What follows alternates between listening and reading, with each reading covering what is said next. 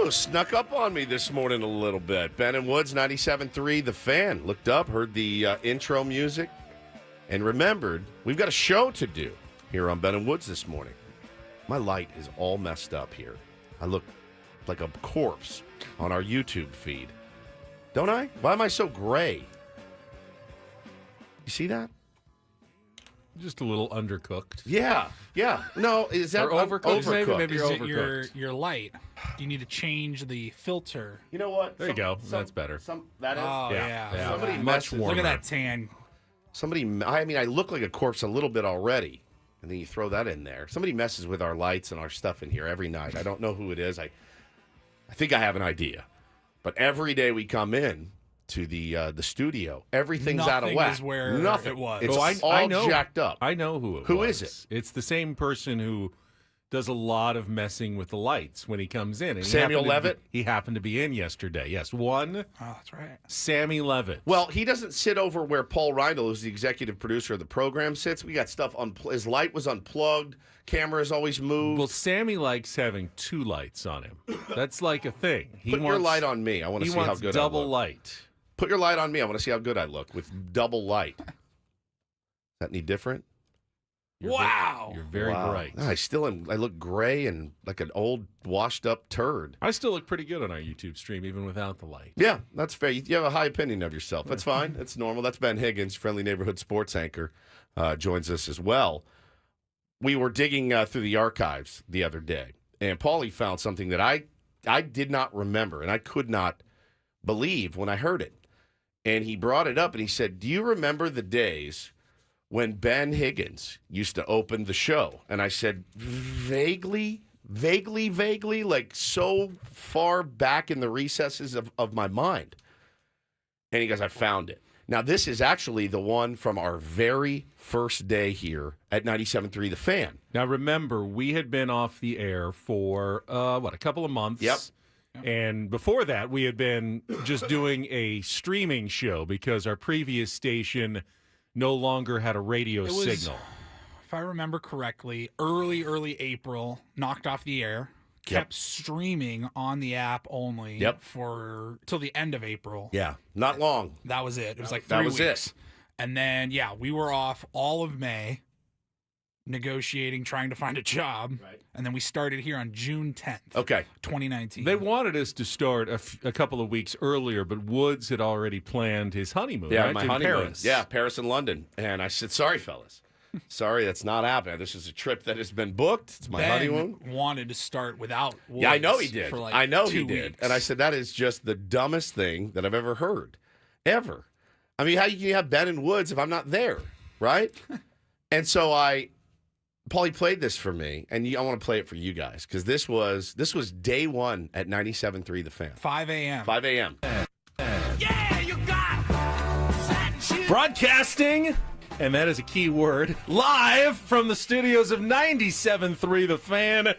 Good morning, San Diego, and welcome to Ben and Woods. I am Ben. Hello, Woods. I have not seen you, literally, until the last few minutes in at least 2 weeks.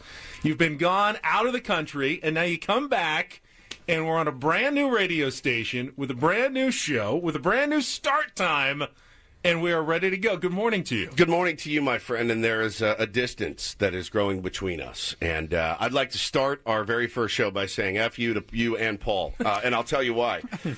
So last night, I'm lying in bed, and I'm like, you know what? I'm going to send the guys a real fiery text, get them real fired up. And I sent you guys a nice text message. No response. Zero. None whatsoever. Like, hey, let's go get them tomorrow. All right. Let's do the best show. Let's bring it. Nothing. No response. Can I get in here? Sure, Paul. This text was sent during an obligation that you bailed on. Oh, I didn't even see this. I did not Right. bail. I don't read it on the air. There's a lot of curse Yeah, I words see in it, that. so yeah. But that's fine. It's fine. So let's get started, guys. What was the Let's talk obligation? Ben invited us to Channel 10, his Sunday night sports show, to promote the start of Ben and Woods on 97.3 The Fan. I was there. Yeah. I had just gotten back from you were jet lagged Paris from your flight back. So don't shame me. So I think now everyone knows why I open the show every day. After you hear that intro, now it makes sense why I open the show. Great show. Broadcasting. Broadcasting. And that is a key word. Live. You sound like broadcasting. Yeah, well, all right. Play it again. Broadcasting. Hold on. Listen. And that is a key word. Live from. Because we had been streaming and for podcasting months before, That's and very we were subtle. back on the air broadcasting live. Even my wife in the chat said, so that's why he doesn't start the show anymore. Yeah, she's on the same page. It was so...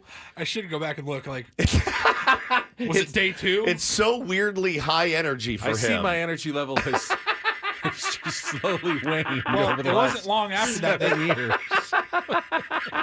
That was June 10th, and it wasn't long after that you just stopped showing up. You stopped coming all together You're at like, 5. I'll be there at 5:30. Yeah. Maybe 5:45. 5 was very Holy early. crap, Very dude. early. Holy crap, that is so good. Broadcasting! Damn it! Oh, boy. So enthusiastic, cameras don't even survive. Good Lord.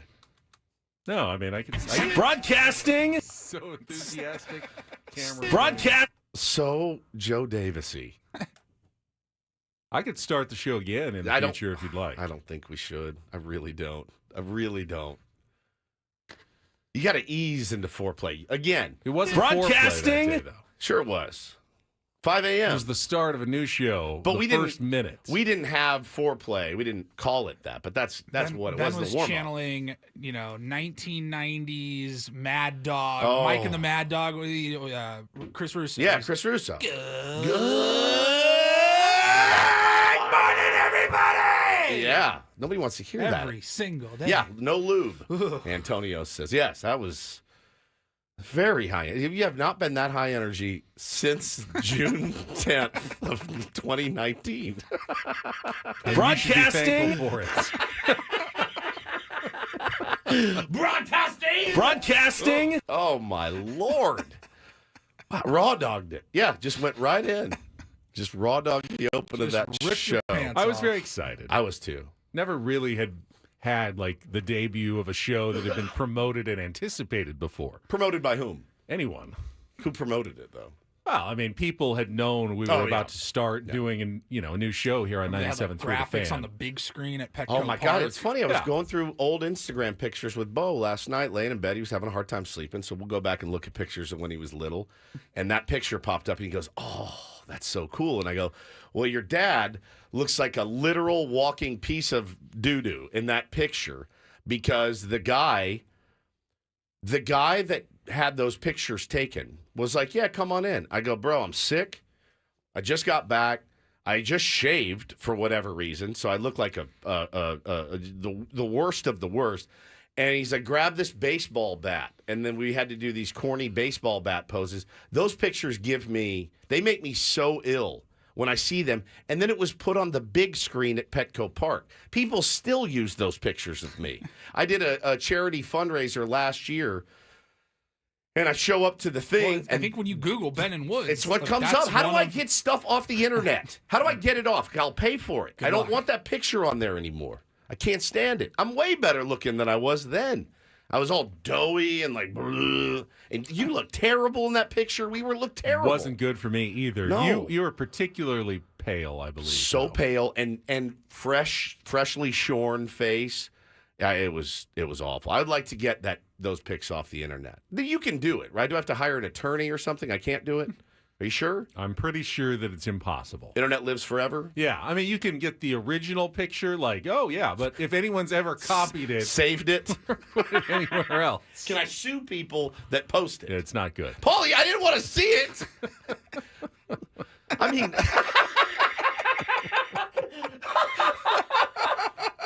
We both have very tentative smiles. What the hell is going on? Not and good. I'll tell you about the guy that had it done. All right, there's a part of me that actually, because I know him a little bit, I think he was like, "Good, these look like absolute dog ass, and these are the ones I'm going with." I didn't get any call to pre-approve anything. Look at me, I had to take my jacket off. I'm sweating so bad when I see those pictures.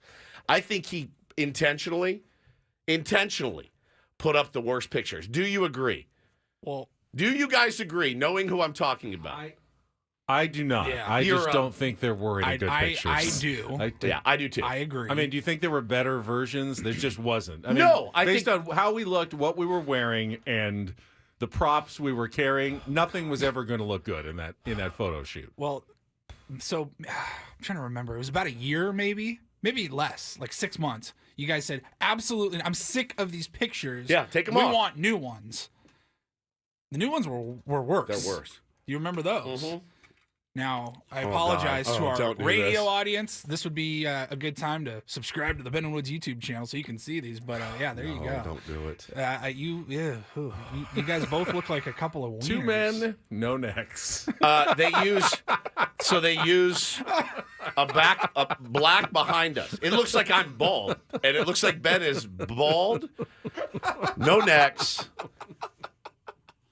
Those pictures make me want to die. They make me. Remember how mad I was? They got sent to me. And you're like, those are worse. Burn them. Ah! Oh, God.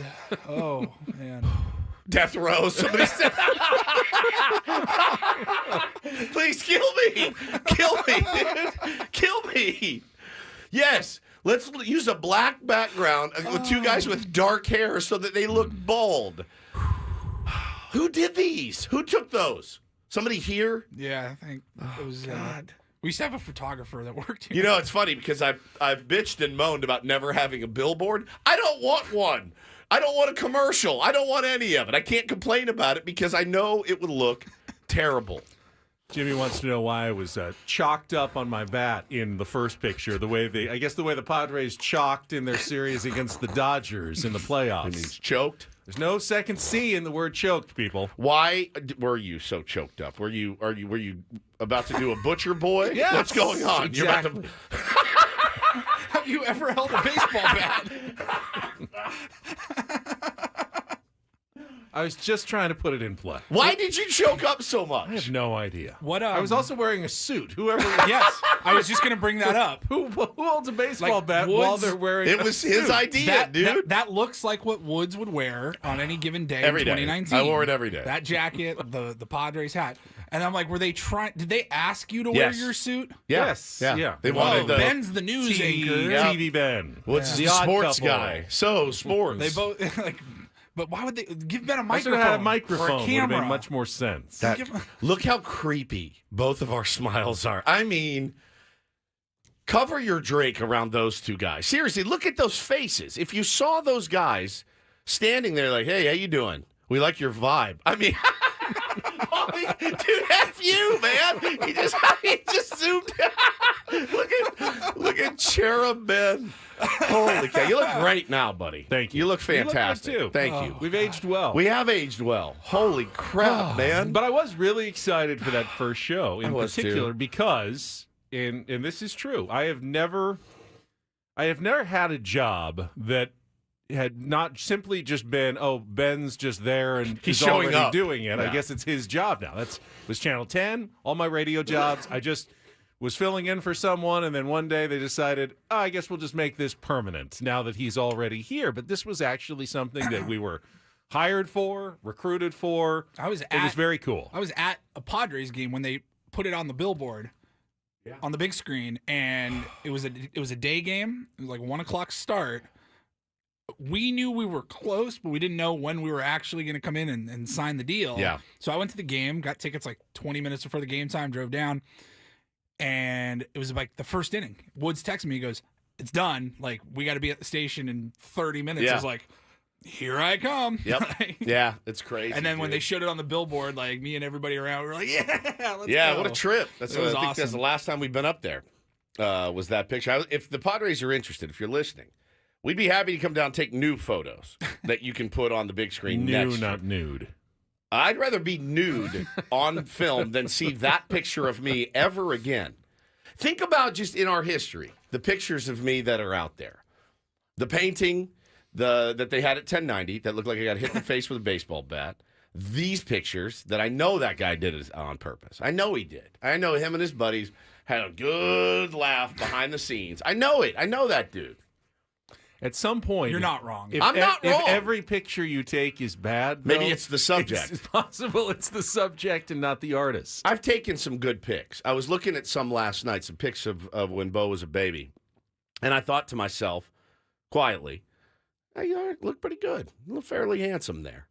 But now, I've lost a little bit of weight. You've lost a ton of weight. I don't know, man. I just think I'd like to do can we do a photo shoot or get some new sexy pics of us out there? It's funny, like you instilled a rule on this show several years No back. pictures. No pictures. Yeah. I mean, if you go on like iTunes or Spotify or anywhere our podcasts are available, the Ben and Woods On Demand podcasts, we're the only show on the station that doesn't have their pictures. Yeah, I'm not It's surprised. just a logo. Well, so our buddy Caesar was in. Paula, you were in Vegas.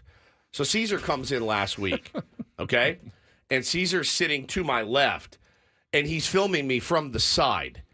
And it's just my gullet hanging down. I'm like this.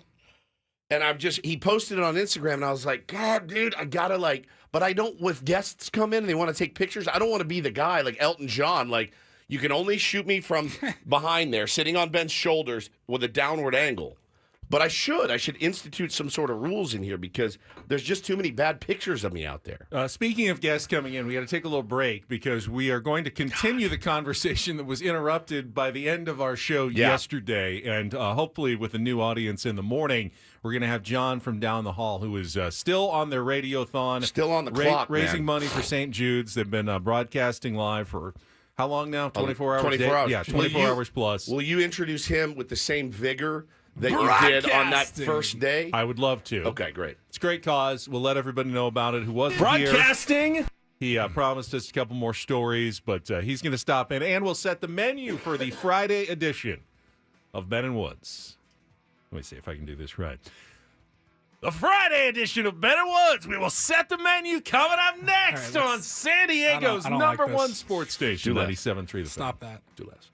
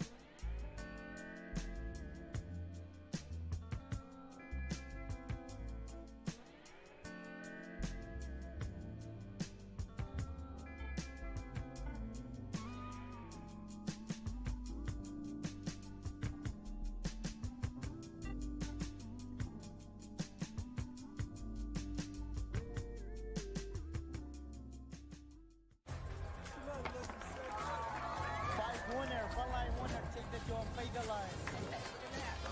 here we go.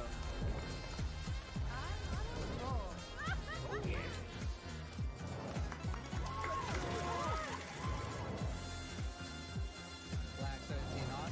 That is my number. All right, hit me. Hamul Casino. Fun above all else.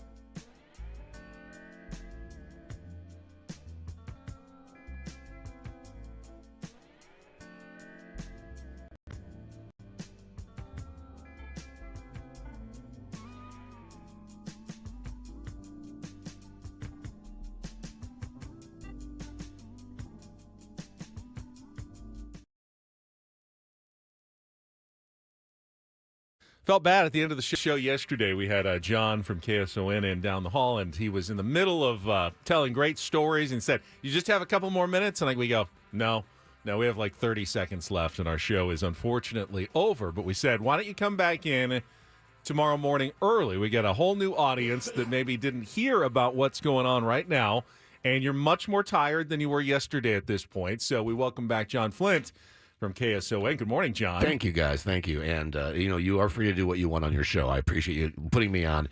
And I just thank you guys so much. I host the morning show down at KSON. Tam and I have been doing it for about 14 years now here in San Diego, 25 years as a show. We started like the same week at the old building. I know. It's crazy. This will be my 15th year in February. That is crazy. Yeah. Remember what your host did to me my first day on the air? What? He just ignored you. He spit at me. Spat. Yeah, he at did one. him. I said, "Hey, I'm John. I'm the new." Does that and walks by. Yeah, well, yeah, you two are God, did I serve that one up? Now you and Tammy are not married, though. I thought that when you were originally on. I thought, that was a different couple. No. Yeah, we are not. You're married. just radio husband and She's wife. the longest relationship I've ever had, and that's in seriousness. Okay, so anyway, yesterday I came on and I was talking about what we're doing, and it's the 37-hour broadcast for the children of St. Jude Children's Research Hospital. And when I say that, I mean children who are right here getting protocol developed at St. Jude at Rady Children's Hospital right now. See, St. Jude, when the researchers, the brilliant scientists that are working there every day of the year come up with a new protocol, they don't sell it. They give it away to everybody for free. And in this case, there are kids right now who are getting treatments that they developed at St. Jude here in San Diego. And that's why we're doing it here. We do it every year. This is the 37th Radiothon for us, the 36th nationwide, because we were the first station in America to ever do this Radiothon. And it's something that we are very, very proud of, as you should be, San Diegans. So I know you don't know who I am. You probably don't listen to our show. Oh, they know you from Take on John. Oh, that's right. Yeah, well, they know you. You know I reign supreme and take on words. Settle down. Settle down. We'll find out. Yeah, we'll here in find about out 2 who weeks. the real champion I'm starting is. to practice now. So am I. I'm salivating. Are you kidding? I'm salivating. You're really good, though, bro. That's all I do. Anyway, I don't care if you like country music, if you hate country music, it's irrelevant. Country music right now is getting together nationwide to help children who are sick, and we can all agree, okay? We can all agree that kids dying before their parents is just unacceptable, and it can't happen. That's okay? one of the few things I think we as a country can agree on wholeheartedly. It's funny that you said that, because I was just saying that exact same thing yesterday. We have found the one thing. The one thing. Because cancer, it's shocking, because cancer is a real tough son of a bitch, man. They don't... it doesn't discriminate, Nope. right? It doesn't go after someone who makes more money. It doesn't care who you voted for. It doesn't care where you live. It's coming at you. And you see a sick kid. Sure. Unless you have no heart, you want that kid not to be sick anymore, let alone pass away in the dawn of their life. Race, religion, it doesn't political matter. affiliation, Right. Dodger fan, Padre fan. Right. Doesn't really matter. We can all agree on something. So you can text kids right now. It's less than $5 a week to become a partner in hope. That's a cup of coffee. Make one at home this week, okay? Text kids, KIDS, to the number 785-833. Ben, you mentioned my harsh departure yesterday.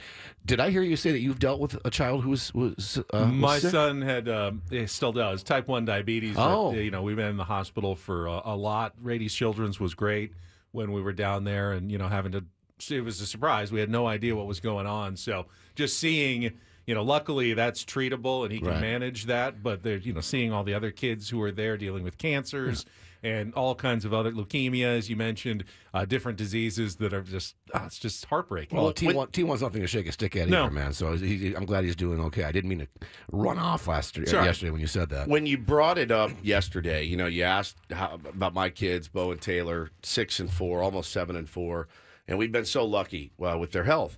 And I thought to myself, yeah, you didn't guilt me into signing up yesterday, but what you did is you made me feel eternally grateful for the health of my children. And so I immediately after the show went and signed up to be a partner of hope as well, because I realize not everybody wakes up and says, hey, life's actually pretty good. Kids are doing great and healthy. Right. And this time of year, certainly, I mean, imagine spending Christmas in a hospital with your sick child. It would be the end of me, man. So imagine not even knowing if there's going to be another Christmas. Correct. I mean, there are parents right now who the hardest thing they can do is have any plan for the future, Right. because they don't have a future with their child. And that, again, I mean, Woodsy, you said it all. It seems like yesterday that both my daughters were crawling around, getting so excited for Christmas, shaking boxes under the tree. Now they're both beautiful, independent, grown women who I still think are 5 and 7 years old. But, Right. And I'm so incredibly fortunate that, I mean, Julia, as I mentioned earlier, was born with a complete cleft lip and palate, but her health other than that has been stellar, and that wasn't really even a health issue. That was just let's fix the face issue. Yeah. Abby, my oldest, is just full of piss and vinegar and awesome, and they take care of me. They've saved my life about 1 million times in my whacked out world, and I don't know what I would do. Well, this is a good way for all of us to give back. And again, it's that time of year. Look, let's be honest. This time of year, everyone is asking for something. They're Right. asking for a donation. They're asking to support their charity or whatever. We have a charity we support as well. But I had no problem signing up at all. And you were right, man. It takes 30 seconds to Right. text Give everybody the text again. Text kids. KIDS. I have to spell it out for our audience. I'm sure you guys are cool with it. Text kids to the number 785-833. Kids to 8. I'm sorry. I'm so tired. It's all right. Text kids to the number 785-833. You can also go to KSON.com. Yeah, that's sometimes as well. you can't remember numbers. Just go to KSON.com, Right. the website. Now, before you go, John, I am curious about the mechanics of a radiothon. I've never done one. How you manage to stay on the air for 37 hours straight. Now, technically, my life is sort of a radio and TV-a-thon every it's single true. day. I was But gonna say. You do a lot of break. thons. I do get a break in between, whereas you guys have kept it going. I know you got a couple hours, you said, somehow. But how does that work exactly? Well, first of all, Tam and I have been doing. We are the main voices of the St. Jude Country Cares for Kids Radiothon, but we are certainly not doing it by ourselves. Our producer Jessica is on our what's the entire time. She's here as long as we are, if not longer. And our staff as well is doing a lot of behind the scenes stuff. They give us an hour break in the afternoon, and you know what it is? It's just.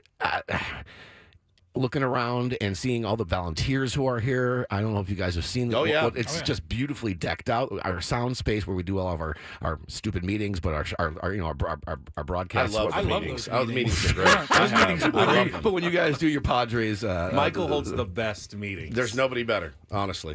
Hey, Michael is only spoken of in great praises today as he became a partner in Hope very early yesterday. Yep. Michael's son is a St. Jude patient, 21 plus years old now, I think. Make sure alive because of St. Jude Children's Research Hospital. Make sure you get Adam to sign up to be a partner of Hope as well. Adam Klug. It's very simple, Adam. All you have to do is text kids to, once That again. would be 785-833. Just for you, Adam. Adam. Kids, KIDS to Just hold 785. him up by his feet, and shake the money out of his pockets. Unless take you $19. hate kids, Oh, you man. would. I mean, you would do it, Adam. And I know you're listening. Adam's so got beautiful kids, too. yeah, so, beautiful kids, I mean, healthy. Yeah. Okay. Okay. Can you play a Hawk Tool one more time? for Yeah, me? please. That's so great, Paul. That's actually true. That's a true story that you told about your first day.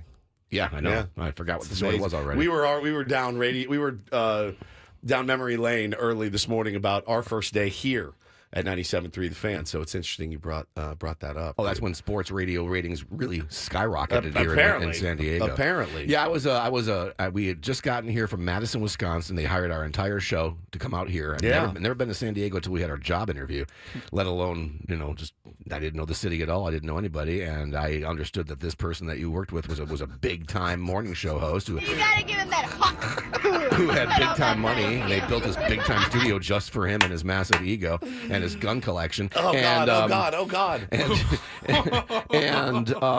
Yeah, I walked right by him and I said, "Hey, person, it's nice to meet you. I'm John, the new guy." And literally, I couldn't even get the words out of my mouth.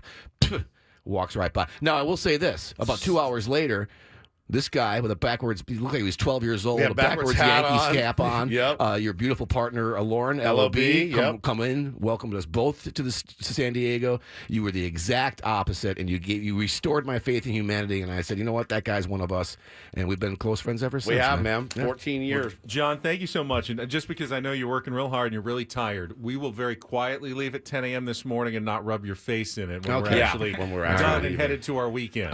Kids. And you're still working. Text kids, please, to 785-833. I know you guys are all softies when it comes to your kids, okay? And Yep. this is the best way to start your weekend off. It's payday for a lot of us. It's a tax write-off for all of us. Yeah.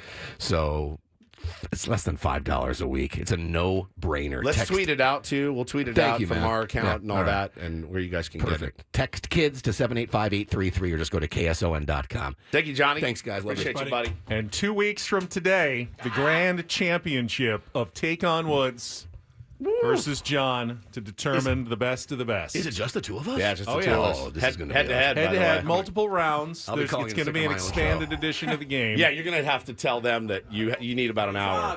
All right, buddy. Keep up the great work. All right, just quickly, we're a little overdue, but should have a fun Friday show. We'll talk a little baseball coming up next. I don't need to set the whole minute. You know how the show works. It really, Take on Woods.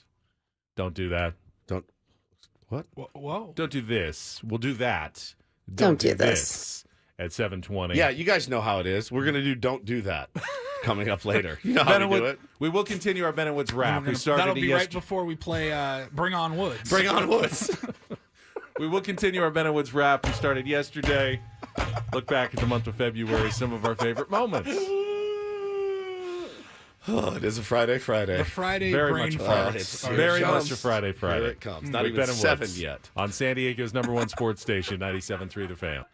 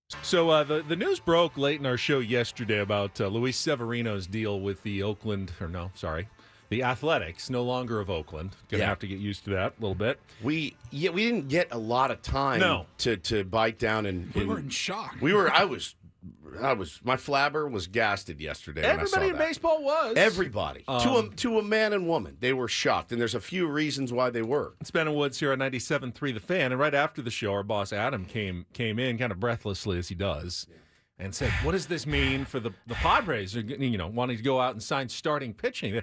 The Athletics just exploded the market for starting pitching.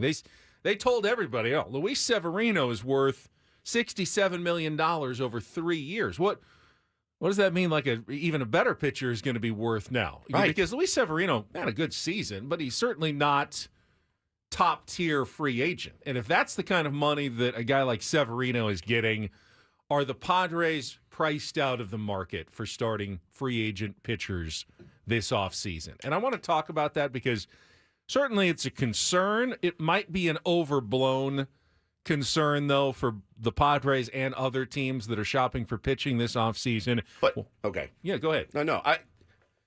Doesn't that, in essence, set the market? Because what starting pitcher now is going to go, yeah, I'll take less than Luis Severino. You know what I mean? Like the top tier guys.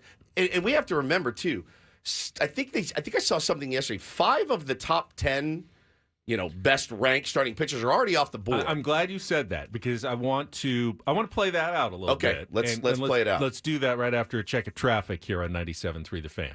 From the 97.3 The Fan Traffic Center, here's Kelly Danick. Traffic is sponsored by Scratchers from the California Lottery. Give the gift of play this holiday. Some very foggy conditions, guys. So this really disturbs me when I see this happen. There's a ladder in middle lanes, westbound 8, right before Taylor Street. So yeah, be extra alert if you are heading through the Hotel Circle area. West 8 before Taylor. Also, reports of a stalled vehicle in the HOV lane, westbound King Freeway, right before the 5. If you're looking for the perfect gift, give Scratchers from the California Lottery. With so many to choose from, you're sure to find the right gift for anyone on your list. Give the gift of Scratchers from the California Lottery. A little play can make your day. I'm Kelly Danick with Ben and Woods, San Diego's #1 sports station, 97.3 The Fan. All right, let's look at some of these free agent pitchers. Luis Severino looks like he had a 1.6 WAR last year. That's not great. So that's a lot of money. There are 24 free agent pitchers, starting pitchers, who had a better season or at least a better WAR last year than Luis Severino. So in your argument, all of them are now going to say, why would I take less than Luis Severino? If I'm Alex Cobb, or if I'm Shane Bieber, or if I'm Patrick Sandoval or Nick Pivetta, I want more money than that. So you're going to say no, right? Here's $20 million a year. No, I want more than Luis Severino That's certainly gets. the starting point. What's his AAV? 23? 22 and a change. third, yeah. 20, okay. So, yeah, let's be honest with ourselves. I think I don't even know if Ath has fans. You know what I mean? Like, who are the fans of that team? Because it's not Oakland fans. There's not. I mean, from the sentiments I've seen, on social media, they're livid. They're livid that John Fisher waited until the team moved to start spending some money. And I think that's obviously the most valid concern you can have. If you're an Athletics fan, you've been punched in the gut over and over and over and over. And it was no different yesterday when you saw this deal. Now, he's not a world beater. He's not they didn't sign Corbin Burns, right?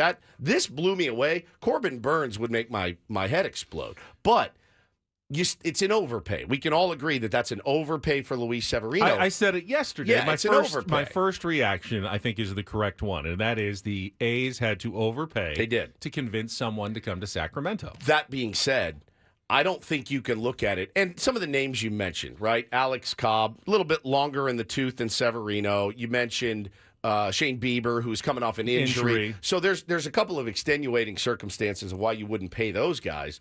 That being said, though, you can't look at other teams aren't just going to go like, that's the A's. They had to overpay, so we're going to give you less. You're right. It just doesn't make any sense. Well, every negotiation is really its own entity, and I don't know that there really is a setting of the market. Agents would love there to be a setting of the market. Hey, this is the new benchmark. They're certainly going to ask for it, but an agent's not doing their job if they're not asking for as much as they possibly can get for their client.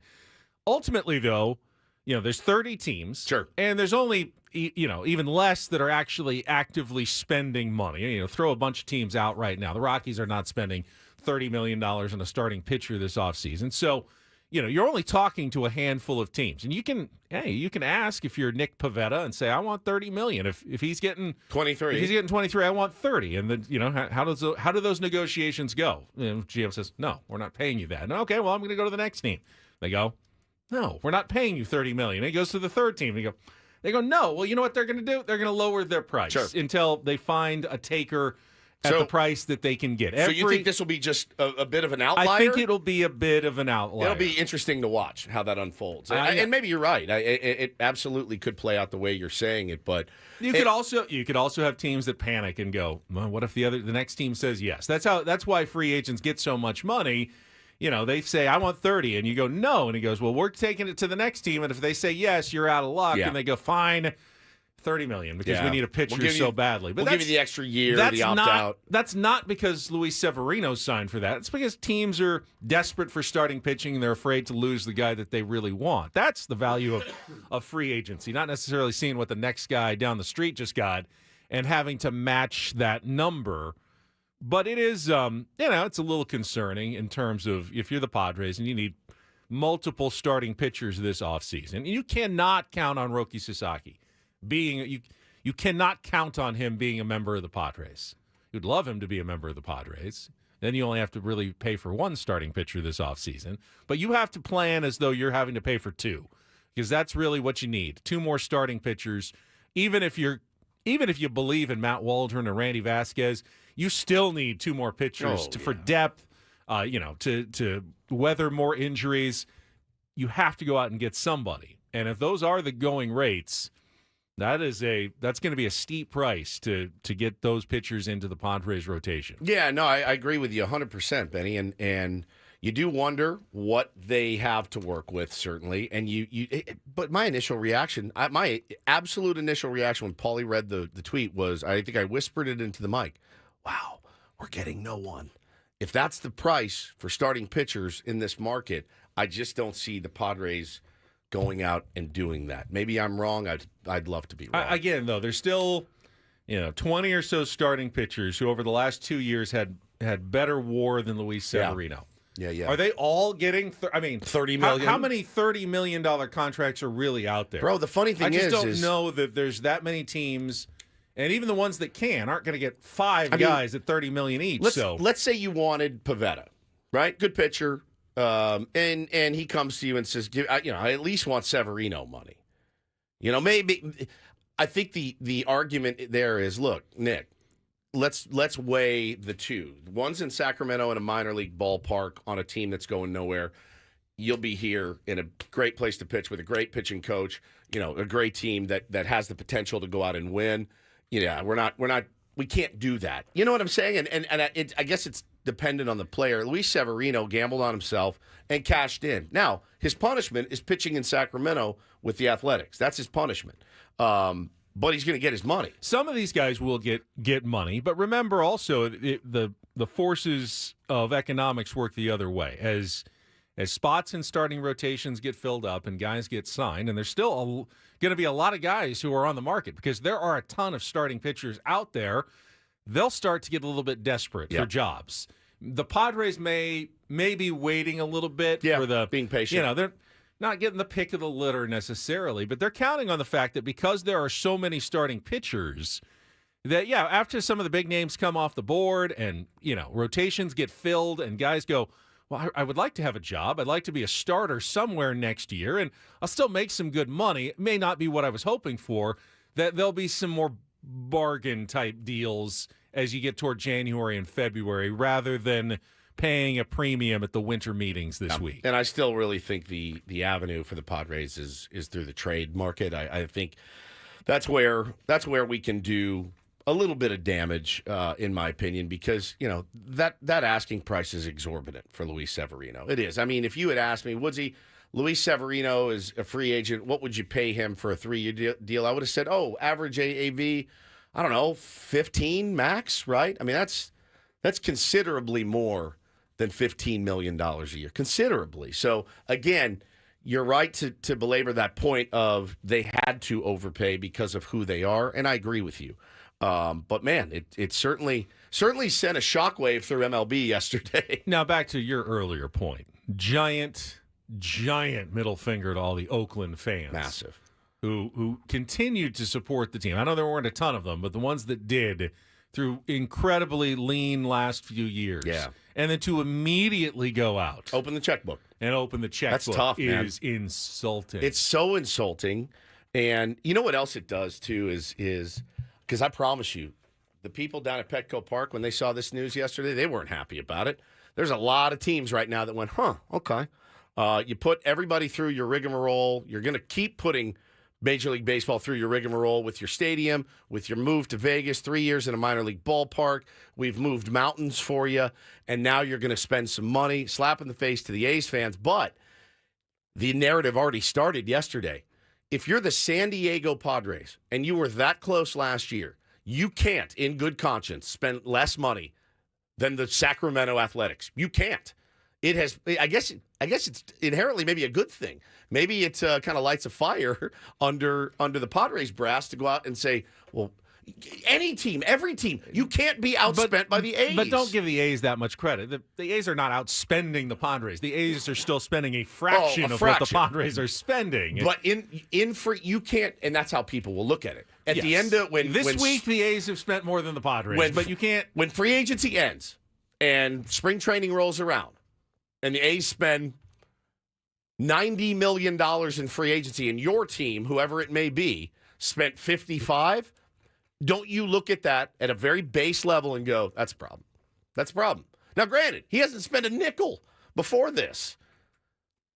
Payroll is something that you can't look at under a microscope. You have to look at it at a telescope. At a bigger view. I get it. I hadn't even taken that into consideration yesterday with all the Severino stuff. The idea that for an Oakland A's fan, all you wanted was your owner to invest a little bit, sign some players. Yep. And then weeks after the move becomes official, they go and make the biggest signing in franchise history. History. The comparisons to when the Chargers, who could do nothing right here, especially those last few years, crush it, trying to make it as bad as possible to make it easier to move, and then you move up to LA, the Powder Blues. All we wanted were the Powder Blues. That's it. You get the good quarterback. Yeah. Like, you're making all these good draft choices. Yeah. You're like, where the hell Where was this? Yeah. The Powder Blues was particularly dull. Oh, that really bugged some people. In that it was something the fans begged for years and years and years. Be like and they just said, no, we're not doing it. These are our colors. These are the Spanos colors. It's like and the Padres second they moved to L.A., moving they away switch them. and going brown. You know why? Yeah. Because that was always their plan. Yeah. They said, hey, we need something big, a brand change when we move to L.A. They were thinking about that for decades, about what they were gonna do when they moved to L.A. Such a coup. All right, we will come back. We got Take on Woods. Had a good Thursday night game last night as well in the NFL. All next year on 97.3 The Fan.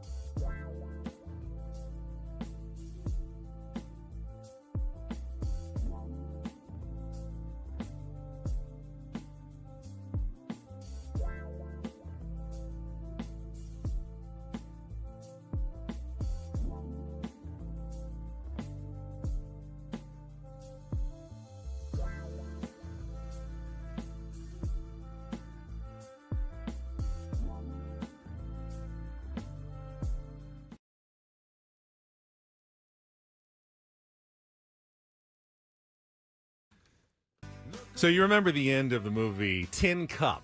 Kevin Costner, Rene Russo. And he hits the ball into the water at the U.S. Open. Yep. Give me another ball, Romeo. No, lay up. And Romeo wants him to lay up, but he just says, no, I can make it. I can make it. Give me another ball. And in the end, he pulls it out for like an 11. Yeah. Loses the U.S. Open, but wins the girl. And Rene Russo says he always has to go for it. Yeah, always. That's Dan Campbell. That's Dan Campbell. That's Dan Campbell. He is Tin Cup. He is the Tin Cup of football coaches. He can't help himself. He has to go for it on fourth down, whether or not it's necessarily a good strategic idea. Yeah. And he did it again several times last night on Thursday Night Football, and it worked out for him really well as the Detroit Lions won their 11th consecutive game, beating the Green Bay Packers 34-31 on a last-second 35-yard field goal after, and this blew my mind. I know everyone's saying, well, obviously it worked out. Fourth down, 40-something seconds to go. Well in field goal range. Yeah, 39-yarder. Could have kicked it right there. Yep. Taken the lead. And yes, Green Bay would have had 40 seconds and no timeouts to maybe go down and try and tie the game and send it to overtime. Instead, they went for it just so they could run a few more seconds off the clock and then kick the field goal. And they got it. And then run another play with Goff going to his left and sliding down to get it to the other hash or whatever, but killing even more clock there. Obviously, you have to kick the field goal and make it, but you're essentially saying we are guaranteeing the win as much as you can guarantee a field goal, a chip shot field goal. Otherwise, well, it would have left him with like 40 seconds left. Bro, that's a lot of time for Jordan Love to get 30, 40 yards. Especially if you saw the game and how really, how soft they played. Defensively, it was a shootout. Like, what do you get the ball? You get the ball on the 30 now? Yeah, 30. On a touchback? 30 on a touchback. So Yeah. 20 You plus need another probably 15, about 35 yards. 30, 35 yards to have a shot. It's an 40 indoor seconds, it's an indoor stadium. That's easy. So easy, it's doable. No timeouts. They had no timeouts left. Yep. But it's doable. Well, in soft coverage all night, Green Bay's receivers were making catches. Yeah, he had gone for it from his own 30 Now early in the game okay. and not made it. But remember, if he didn't make it on fourth down, Green Bay still has that time. They still and now have they're that going time. to win the game with a Correct. field goal. Correct. If he doesn't make it. And Jared Goff, tripped. You never know what can happen. And that was a perfect example. His own offensive lineman stepped on his foot. And Kirk Herbstreit made a great point on the Amazon Prime coverage. He said, that's college football. He's down because his knee hit before he handed it off. The play is over, and they've turned the ball over on downs. Now, it's pro, so he wasn't down. He was able to hand it off. They got the first down, and they won the game. I am a big fan of aggressive fourth down decisions. I think too many coaches punt too often. Dan Campbell may have flipped to the other side. And when you knock us down, we're going to get up. And on the way up, we're going to bite a kneecap off, all right? And we're going to stand up. And then it's going to take 2 more shots to knock us down. We've been Dan Campbell. Mentioned that We've yesterday. been Dan Campbell fans since the day he was hired. We've all liked the cut of his jib. We all said at the beginning when they hired him, I don't know how this is going to work for them as far as win-loss goes, but he's a guy that you feel like you want to play for. Certainly, he's going to have your back. I saw an old Colin Cowherd tweet that they brought up last night after the win, and he actually called Dan Campbell Fred Flintstone. He said Jared Goff now gets to go play for Fred Flintstone. It's not going to be pretty. And Jared Goff has had a remarkable resurgence in his career thanks to the scheme that they run, thanks to Dan Campbell. Here's the funniest part about Jared it. Goff should be the MVP this Bro, year. he looks phenomenal. So here's the funniest part about it. So when he went for it in his own territory, I missed it. I was putting the kids down. I was reading a book. So I come back in, and the next thing I see is 4th and inches. And they're down. This is some time has passed. It's 4th and inches. And they go for it, and they get it. They end up kicking the field goal. And I saw this consternation online about going for it there. And people were like, he is out of his mind. It's 4th and inches. Just kick the field goal, blah, blah, blah. And I'm like, okay, it was a gutsy call, but it's not as insane as people are making it out to be. What I didn't realize is that he went for it on 4th in his own territory at the 30 and didn't get it. Yeah. I didn't see that until later. People were texting me like, he's out of his mind. I was watching it live. I was watching twice that went and I go, for not it again, not again. On 4th and goal, and they did get it, and I agree with those decisions. If you've got 4th and goal around the 1, and you know, hey, if I have 2 chances at that, I can kick 2 field goals for 6 points, or if I only get one of the 2, that's 7 points, Yep. and if I get both of them, that's 14 points. I think that should be an easy decision. If you're 4th and goal at the 1, and if you don't get it, all right, the other team gets the ball at their own 1. They're probably running 3 safe plays and punting it back to me. I think that's a pretty easy call, and I agreed with that. I don't know that, it bit him once earlier this season, the one time, Bit him in the playoffs last year. Bit him in the playoffs last year. Bit him earlier in the game. Worked at the end. The one thing I do like is that if it ever comes up in a playoff game, his team is not going to be surprised when he goes. Taken aback. Like when Marty Schottenheimer called for going for it on 4th down in the playoffs. It's like, Marty, you're the king of conservative punting, and now all of a sudden you're asking us to do this in the playoffs? Now that really made no sense. Yeah, we're doing something out of our playbook, like something that we don't do, and you're going against the grain. But if that's the grain... I don't think the offense even stepped off the field there. Yeah, I think they knew they were going. They kind of know. And look, I think, if you want to boil it down to, hey, you know why it was a good decision? Because it worked? Okay, that's fine. You can have that take. It was insane. I mean, it's truly insane. Now, I love coaches that say, I'm here to win this football game. I'm here to win it. And whatever I got to do to win this football game, I'm going to do. Playing conservatively is not what they do. And if they get to the playoffs and they start doing that, conversely, Ben, they start going, then you're not playing your game. It's like in baseball. It's a perfect example. Man, we get to October, and people are like, man, he's got to get a bunt down there. He's got to get a bunt. He's got to bunt. Tatis needs to bunt there. No, you play your game. You play your brand of baseball that got you to the World Series. You don't change entirely the way you play the game of baseball. If that was the best way to win the game in the playoffs, then you should have been doing it for the other 162 as well. Correct. Why would you be doing the wrong thing all year, only to then do the quote-unquote right thing in the playoffs? Because, people have that tendency, especially fans, too. And you see managers do it, man. They'll have 4 guys bunt in a row, and you're like, what are you doing? This is not the brand of baseball that you play. And I think that's what puts players on edge, and that's what puts, certainly, fans on edge when they're watching it. Why are we doing things differently? Why are we asking this guy to go out and do something that I haven't asked him to do for the entire season, but I'm going to do it now? It doesn't make any sense. Play your game. Golf's the same way. Play your game. Play the game that has gotten you to where you are. Don't tweak anything. Go out and play your game. Need a contestant for Battle versus Woods. That is coming up in just a couple of minutes. 833-288-0973. You want to call in now, our musical trivia contest with a chance to win a getaway to Las Vegas. 833-288-0973. Get on hold. We'll get to you in just a minute or two. Ultimately, it's looking more and more likely that the road to the Super Bowl in the NFC is going to go through Detroit, and the Lions are positioning themselves well to get there. Now, their defense is still a little suspect. And they're a little banged up. They're banged up, and they're giving up a lot of points. So I can also see why you didn't want to give Green Bay a chance with the football, because you don't totally trust your defense. Correct. In that situation. That's the other thing, yeah. I do like what Jeff had to say in our chat. He said Dan Campbell is the perfect NFL coach. Gives the best sound bites, is aggressive during games, goes for it when maybe he shouldn't, and when it doesn't work, he always has the best post-game answers. Yeah, he wears it.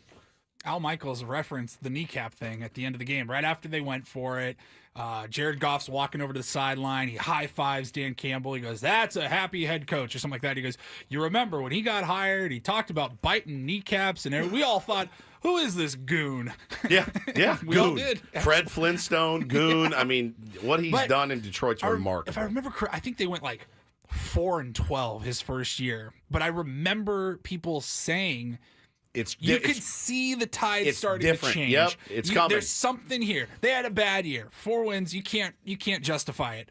They had a bad year, but you could see the buy-in from the players. Yep. You could see there's something here, and they've gotten better and better and better every year that he's been there. Well, they're must-watch television. They're I must-watch them every week football. now. I do too. They're a must-see TV.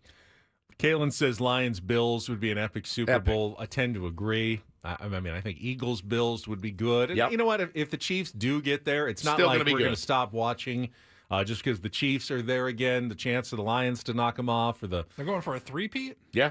I mean, it's great. Must-watch There's a television. lot of good potential Super Bowl matchups still in play here as we approach the final month now of the NFL season. That was what a great game. What a great game on a Thursday night. A phenomenal game. Vegas nailed it too. They didn't. I had the 3.5, so I missed it by a half. I will say I was listening. I had the over though. I was listening to Maggie and Perloff on the way in. I tried Christmas music. I turned on Kixie, and I listened to a minute of Happy Christmas, War is Over by John Lennon. I love that song. And then Martina McBride, Let It Snow came on, and I gave up, and I went back to Maggie and Perloff on my way in. Well, next week is all next music. Week is the all music Not week. Christmas music, music. I was just testing it out. Should I make you a playlist? I will. I'm going to make you a playlist. If you'd like to make me a playlist for my drive into work next week, you can. Is there a way that I can monitor if he's actually doing it? The whole drive in. Nanny cam? A nanny cam, potentially. Yeah, can we put a tracker, Can I put like a camera in your car, and we'll just I need live stream? Because it's not that I don't trust you. I do. I trust you implicitly. But I think he's going to panic 10 minutes in and be like, I got to hear what Maggie has to say about Aaron Rodgers. If I do it or don't do it, I'll be honest. Okay. I need you to go 5 days, lie to you. Okay. Whether I can actually stick with it, we'll find out. Because there's an experiment here. Yeah. Okay. What happened on Maggie and Perloff, by the way? They were talking about this very subject. Yeah, as everybody Dan Campbell will going be for it today. And a little bit about some the college football conference championship matchups, which I would like to get to later. Absolutely. Right now, though, it's time for Take on Woods.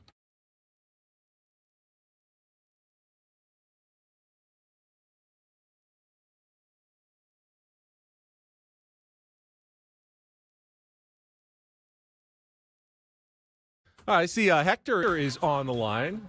Hector, good morning. You calling in for Take on Woods? Good morning. Good morning. How are you? Good. How about yourself? What's up, Hector? What are you up to today? You got any Christmas shopping done or anything? No, just working. All right, trying to get money for the Christmas shopping. Yeah, that's, I understand that. All right, Take on Woods is brought to you by Valvoline Instant Oil Change. It only takes 15 minutes. You don't have to get out of your car. For directions and discounts, go to SoCalOilChange.com.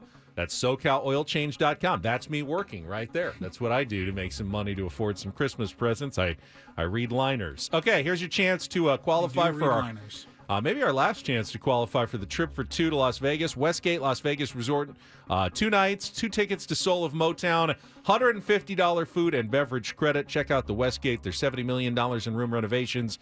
WestgateResorts.com. Here are your categories, Hector. We've got still prog rock, progressive rock bands. That's not true. The word lie featuring in every answer.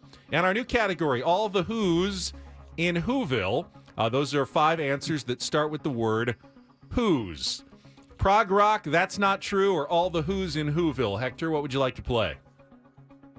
The second one's not true. That's not true. All right, today on Take on Woods, 5 song titles that all feature a big lie somewhere in the title, like lying, lies, lie. Somewhere in the title, you've got a lie in there. You'll have 60 seconds to answer as many of the 5 as you can. First questions are 2-second song. You'll get the music from Pauly. You need to identify the song title and the artist to score that point. If you don't know one, say pass. We'll come back to it at the end. Match your score against Woods. If you beat our time, we'll put you into the drawing. And we've had a lot of qualifiers this week. So, Hector, let's make it a perfect week. Are you ready to play? Yes, I am. All right, let's do it. 60 seconds on the clock, Pauly. The category, that's not true. Your time begins when Paul plays the music. Good luck, Hector. Let's take on Woods. Just gonna stand there and watch me burn. Pass. Which 1975 song by the Eagles is about a woman heading to the cheating side of town?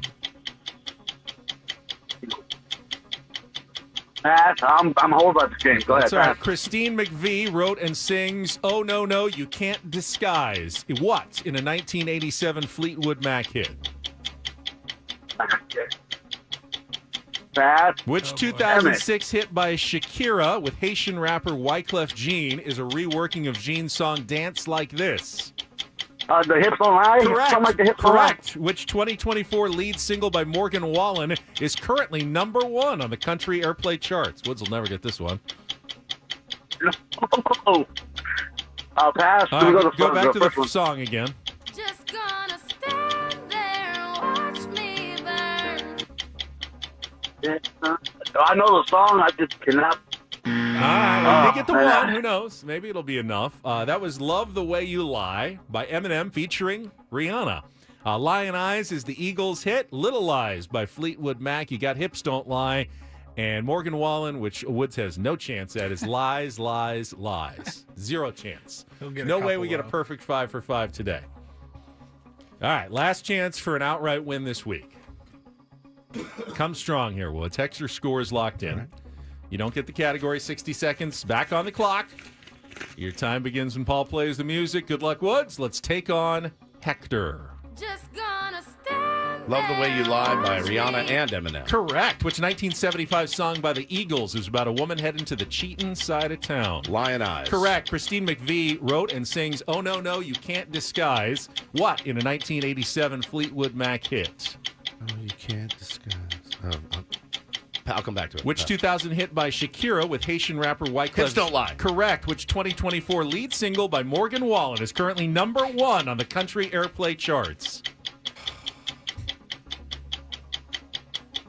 Lie to this taint. It's close. Christine McVie wrote and sings Oh No Tell No. Me Lies.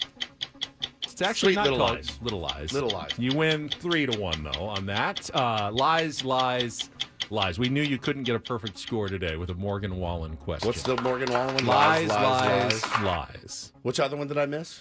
Well, it's Little Lies. You said Little Lies. Tell Me Lies. That's not Tell the me name of the Sweet Little song. Lies. The song is called Little Lies. But you got 3-1, and that All is a right. win for you today, Woods. Freaking finally, dude. Oh, I love Lion Eyes so much. I do too. So much. Such an It's- epic song. It's sad. Yeah. But it's great. But it's great. My wife, Hannah, is a huge Eagles fan. Huge. And she is dropping hints casually that she would like to see the Eagles at the Sphere. But it's not the Eagles. She's like, but Glenn Fry's son is there. It's I'm like, Eagles-ish. It's Eagles-ish. Yeah. It's not the Eagle. Like, Don Henley's there, I think. So that's, you get the good So, yeah, there's an Henley. Eagles cover band playing Belly Yes, Up. we could go do that instead of going all the way to the Sphere. But it also, what got us is it's a seated show. So you have to go to the Sphere and sit and watch, Why wouldn't you want to sit? I like sitting. you have to sit. It's seated. You just want to stand the whole show? Well, yeah. It's a concert. I'm not sitting. When I go to a concert, I'd rather sit. It's not an orchestra. Not a play. It's not a play. Is everyone like this? That you would rather stand? I don't like to be told that I have to sit down and, all right, here we Can go. you stand up at your seat? Love- And yeah, but then you're the a-hole that's standing up at your seat, and the guy behind you is like, hey, buddy, I paid $5,000 to see the when Eagles. you went to the Sphere before, weren't all the seats there? Yeah, but I was on the floor. This whole But other thing is people, seated. the other people were in the seats. Yeah, but they had to sit. They didn't have seats on the floor. The floor So they're is- putting in folding chairs or Correct. something in the Sphere. Yeah, like at Humphreys, they tie them together at Humphreys. You're like, guess I'm sitting down for this one. You have seats, but I usually stand most of the concert. Yeah, if you're in Most, the if not all. stands or whatever. Yeah. Right. New That's- York Mike says Vince Gill is amazing. He does. Is he? He does the vocals right. now. But it's not the Eagles. That's Vince Gill. We're going to a Vince Gill concert. Do you guys see my point Yes, here? but they're singing Eagles songs, which are good, really good songs. I want to make her happy. She's going to Deftones with me. I feel like I should reciprocate. That's a big bill to foot, though, for not the Eagles.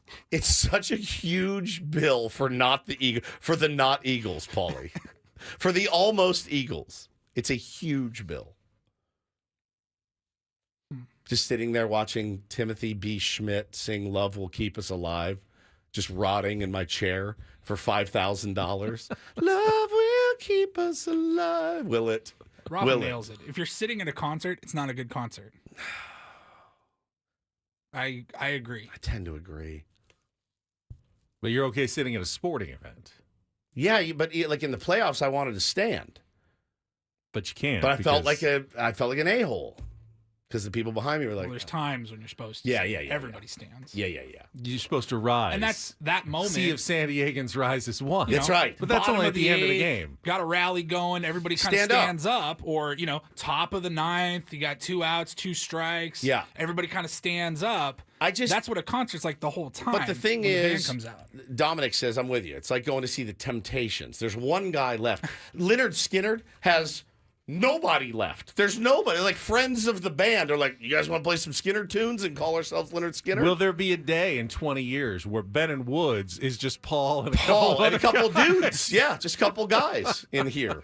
coming in and doing the show? Well, it's like Kiss talked about it. They're like, we're retiring, but we want the Kiss brand to live on, so maybe we'll just get other guys. And it's like, no, you can't do that. You're not a sports team. You're a band. New Ben, a new Woods, Yeah. a new Paul. Yeah. But you have to call the show. Ben and still Woods. Ben and Woods. We get checks, $17 checks every month. I don't know. Whatever makes her happy. And it's not the worst thing ever. It's not like she's dragging me to go see, Selena Gomez or something. I still like the song. We should revive Hacksaw's show with a new Hacksaw in the afternoon. You've got a problem. Club See that video Pilates. yesterday? No. You've got a problem. I guess it helps that you guys have been to the Sphere at least before. Yeah, know what if, to if it's expect. the first time, And you're sitting. that would feel wrong. Yeah. Apparently, I got the first "Don't do this" for saying "Don't do that." Don't do earlier that. today. But either way, we'll get to that segment coming up next. Yeah, we've got another incident from last night's football game as well that needs to be discussed. It was a little pregame festivities. I would also like to update everybody on Master P's son. Okay. Why? Well, he's a sports figure and did something that qualifies for All the right. segment. Coming up next year on 97.3 The Fan.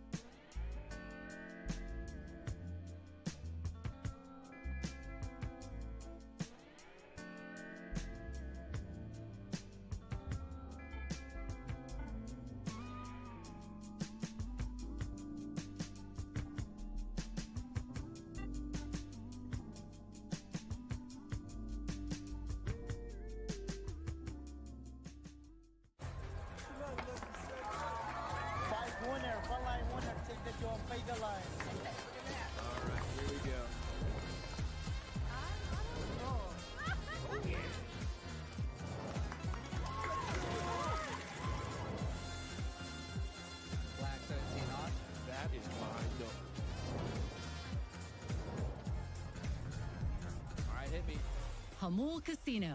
Fun above all else.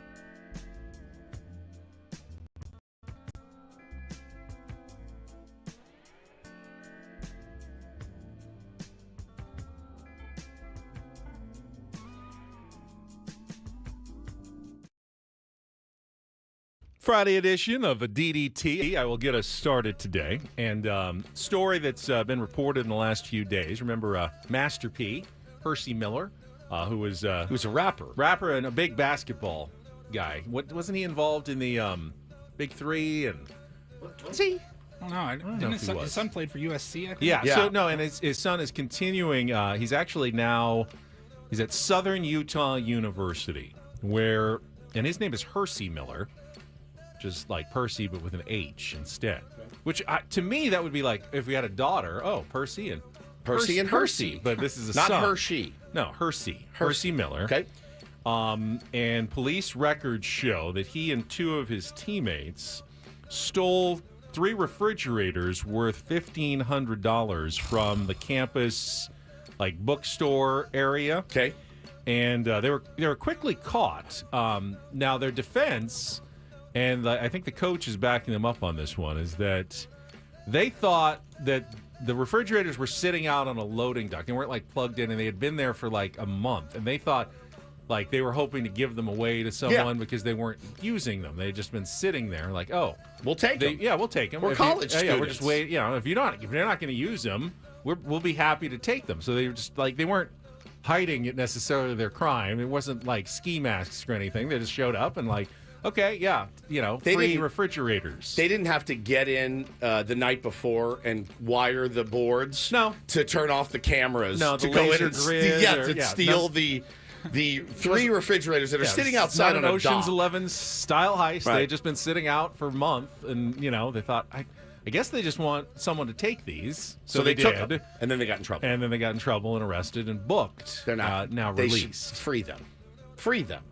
I mean, that's always a good excuse. You could always say that. But I think it's But- it's easy to I corroborate. mean, if there's no sign that says free or, if it's really been out there a take month, these. but if it's really been out there a month, But it had been out there a month. if it's out there for a month, it feels like free game. Feels like junk. Yes. But they were working refrigerators. Who throws away a working refrigerator? I don't know. It's a good question. It is odd. I don't think you'll get in any trouble. And it's one of those calls if you're a parent, you're like, oh, God, dumb kid, doing something stupid. But it's not the end of the world, certainly. It is an interesting, don't do this. This is interesting, too. This happened last night, pregame. They had they invite fans and season ticket holders down to hold the flag before the game, and they have all these Lions fans holding the flag. Well, one of them was pretty fired up, and he started running his mouth at the Packers sideline, and head coach Matt LaFleur, all of a sudden you saw him rip his headphones off, start going to the fan, pointing at him, get the F out of here, get this guy out of here. Players started to show up around this fan. It really had the Malice at the Palace vibes, which wasn't that also in Detroit? It was. It was, yeah. So those fans don't mess around. Here's what the coach had to say after the game. Yeah, I've never been a part of something like that. He was talking junk to our players, giving them the throat slash sign, and you're trying to de-escalate it, and then he gets in my face. So I thought it was pretty unsportsmanlike. Like, I've never seen that. I've been on many fields, and usually they police that much better. I thought it was an arrogant fan that wanted to get in part of the action, and just I would like to see security or something step in there and get him out of there, because he shouldn't be doing that. I think anytime you have fans on the field next to the opposing sidelines, probably not the best idea. You could also say that if you're a head coach, highly paid head coach or Walk player, away. you just ignore. Turn the other cheek. Some dumb fan who's trash talking you on the field before LaFleur, the game. LaFleur was pretty pissed. He was pretty pissed. He was pretty hot about it. And then for Doo-Doo, this will stay right there in Detroit. DD Mega Doo-Doo. Just extolling the virtues of one Dan Campbell, and this is a little of his post game, and I love it.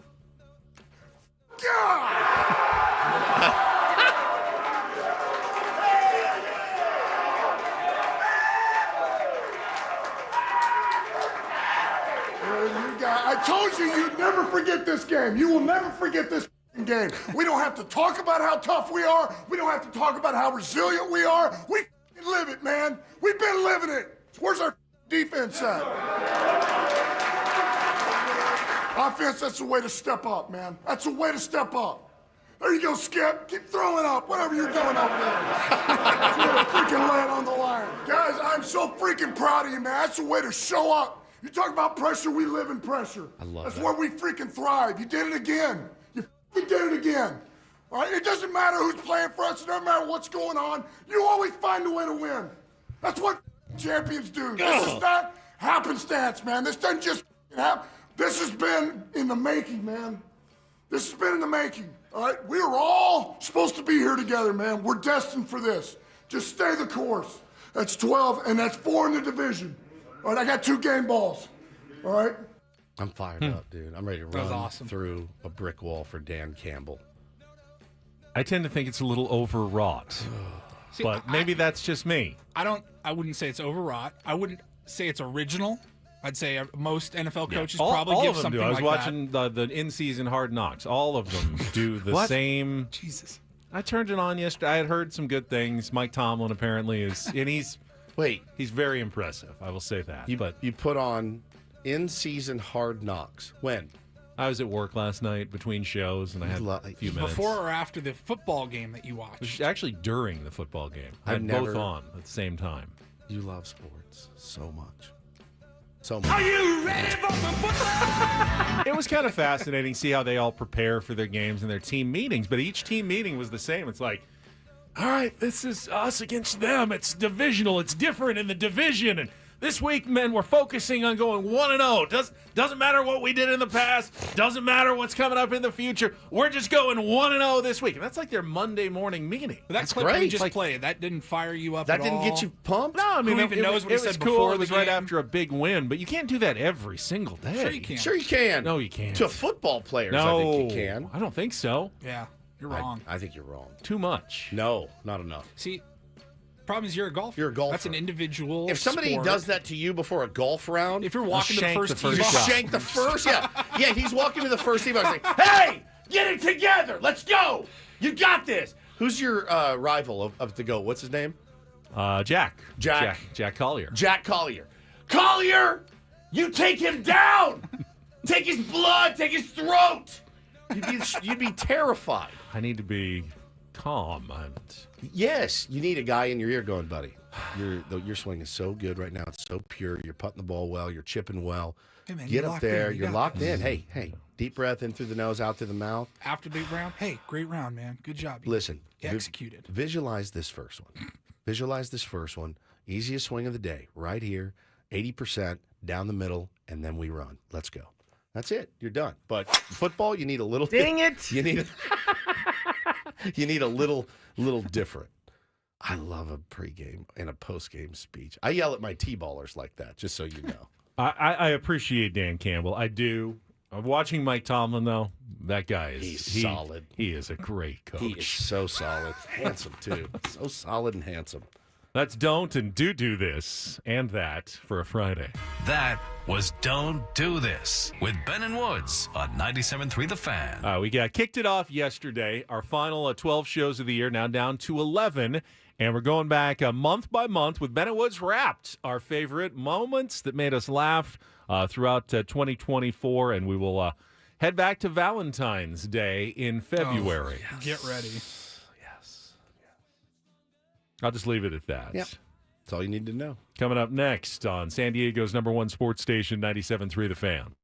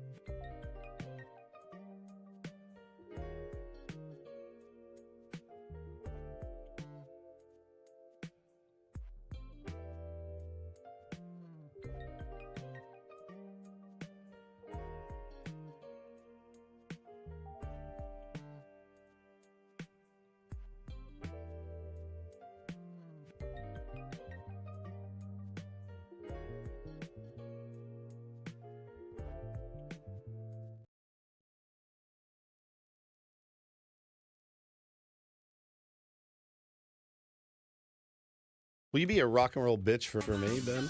I'll pass on that opportunity. Well, next week you're going to, actually. That's a good point. Driving to work. You're managing my playlist Ben for and my Woods, driving to work. Woodsy's rock and roll bitch, Ben Higgins.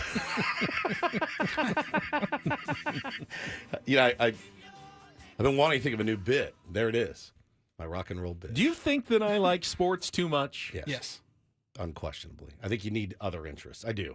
Were you not watching the UCSD UC Santa Barbara stream on ESPN Plus like I was last night? I was not. I actually Good win. was checking the score because I had money on it. Good win for the Tritons. You had money on that game. Did you win or lose? I lost. I took UCSB. What? At home. Why would you bet against our own Tritons? I tend to favor the home teams. Thunderdome is a tough place to They're a play good team. up in Santa They're both Barbara. good teams.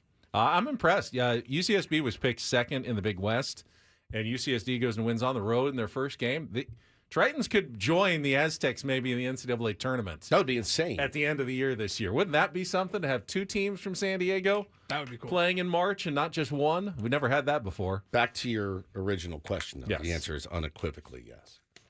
Unequivocally. Right, Paulie? Yeah, 100%. Like, you don't have many Like other... you're listening to sports radio on your way to do a sports radio.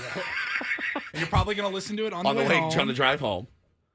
I would think that 95% of sports hosts listen to sports radio on their way to do sports radio and then listen on their way home, which is what I do. I think the mentally stable ones, they need a break. Correct. You need a little breather. You want to be a little bit more well-rounded. And you're a smart guy. I'd like you to read more books, see more movies, listen to more music. Well, I'm certainly not going to read more books in the car as I'm driving. How about an audiobook? Could Not do about that. sports either. Not about sports. Hey, this is John Wooden. I just finished a That book. sounded the more other like day. John Madden, actually. Just finished a book. What was your book? It was the Alan Shipnuck's Live Golf book, actually. Oh, my head.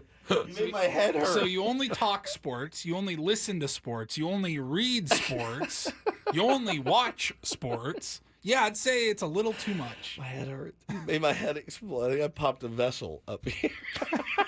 Ouch, guys. I have a headache now. When he said I finished a book, I knew it had to be sports. I was just trying to think of what it was.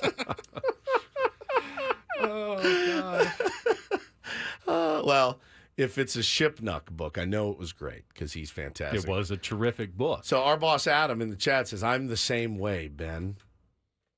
There you go. I rest my effing case. How about the other night when Adam, thanks for helping. You're not actually helping, I the other guess. night we have our text thread, the three of us and Adam, and I think Woods maybe started it by going like, hey, who will Notre Dame face in the playoffs? Like or Benny, something what's like your that. best guess? And then that was the only thing. I didn't even respond once. No, I don't think Woods responded after that. Nope. It was Ben and Adam for well over an An hour. hour, just going back and arguing forth about and who's back going to and make it into the. I'm like, oh As my soon God. as I sent it, I go, you stupid idiot. I'm like, you hey, dumb how about idiot. Adam comes in from 8 to 10 tomorrow, and you guys just hash Just this hash out for it 2 out. hours, and me and Woods will go grab breakfast. Just hash Well, it out. the irony here is we get to our Ben and Woods raft and look back to February, and we'll do so after a check of traffic, is that we're going back to a day that really wasn't about sports. Yeah.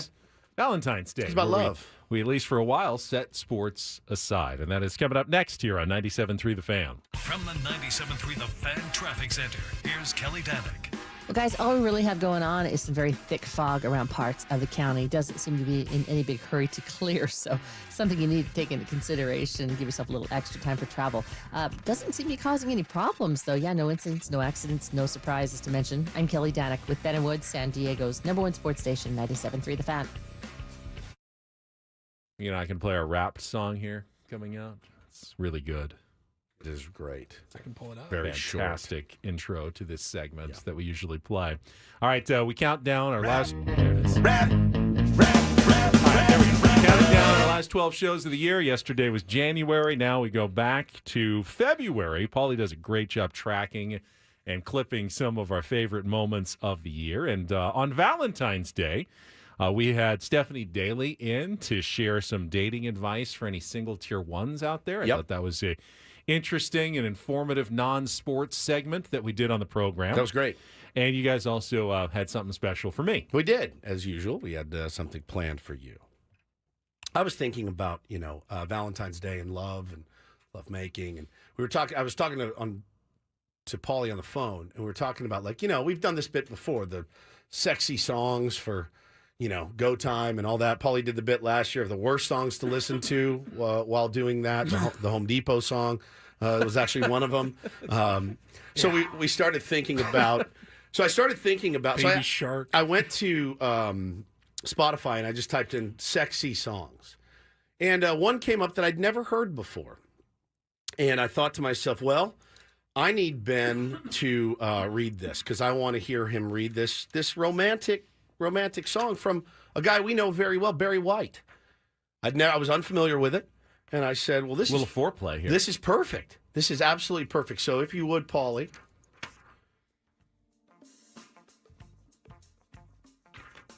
Let's Get It On. This is Love Serenade. Love Serenade. Oh, how sweet. Barry White. Yeah, this is for all the ladies out there, okay? So just close your eyes and listen. Listen to Ben Higgins. This is a real song. This was recorded. Okay. Take it off. Baby, take it all off. I want to see you the way you came into the world.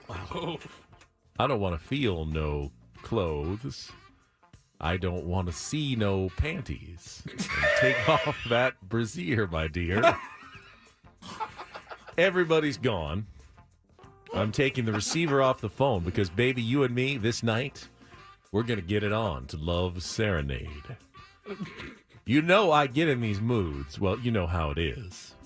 And I'm very glad to know that you feel the same way, too. Baby, we're going to lay here, and we're going to make love. And we're going to do it like it's supposed to be done. Oh, my God.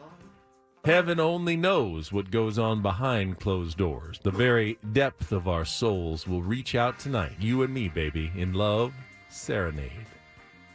Make me want you. Tempt me. Tempt me. Tempt me. Make me need you. Let me long for you. You know what it's like when a man and woman become one. And the only real way you can do that, baby, is when we're making love to each other. When you reach that simple feeling when you're making love, it's like you're in another world. Help me. Help me. Oh, baby, help me. Lord, have mercy on me. By Barry White. Barry White was the horniest dude. This jumps right in on you. Do the first part again. Take it off, baby. Take it all off. Okay. This part weirded me out. I want to see you the way you came into the world. Like a baby. Birthday suit. Yeah, okay. Oh, that's what you meant. I don't want to feel no clothes. I don't want to see no panties. That is so hard. And take off that brassiere, my dear. That is so hardcore. Yeah. Take off my brassiere, my On what planet? Oh, if my you are God. seducing a woman, you say, take off that brassiere, my dear. Try it tonight and text us tomorrow and let us know how it goes. This is Barry White. This is can't miss stuff. It really is. Like this Barry White. This is what women want, right? Apparently. He's an expert on the subject. Take off that brassiere, my dear. Try that to the missus or your significant other later tonight. I don't want to see no panties is the most hardcore line ever. I just can't foresee any real world situation I in can't which either. that line is going to work on anybody. Or not make them absolutely disgusted with themselves for having you there, disgusted with you, disgusted with themselves, all of it.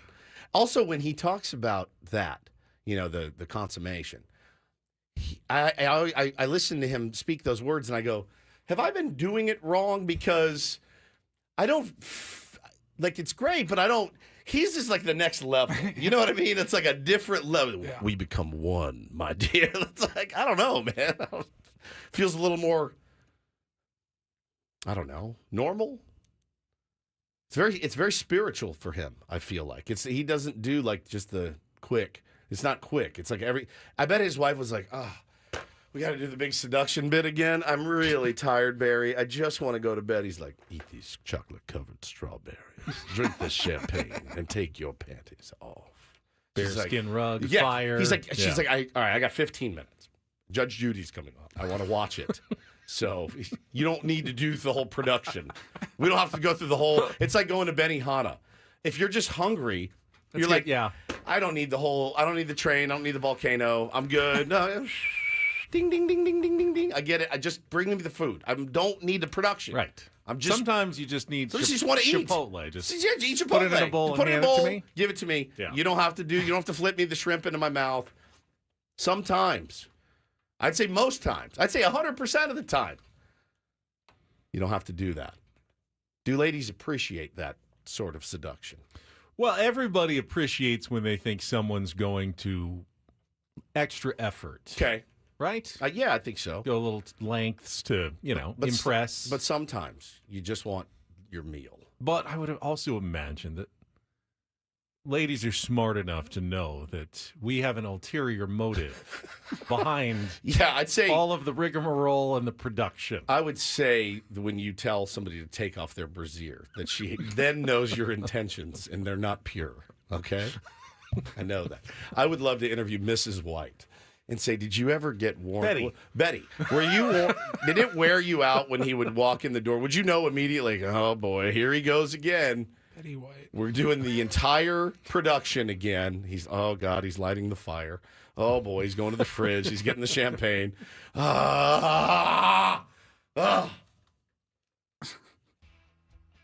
We actually have another clip. Well, we can save it here for after the top of the hour from our visit to spring training right at the end of February. One of the most nervous times I've ever had. You guys both chickened out. I just went for it. 100%. We'll have that. I was terrified. Ben and Woods Wrapped continued. Reset the show. Second half of Ben and Woods on the way on San Diego's #1 sports station, 97.3 The Fan.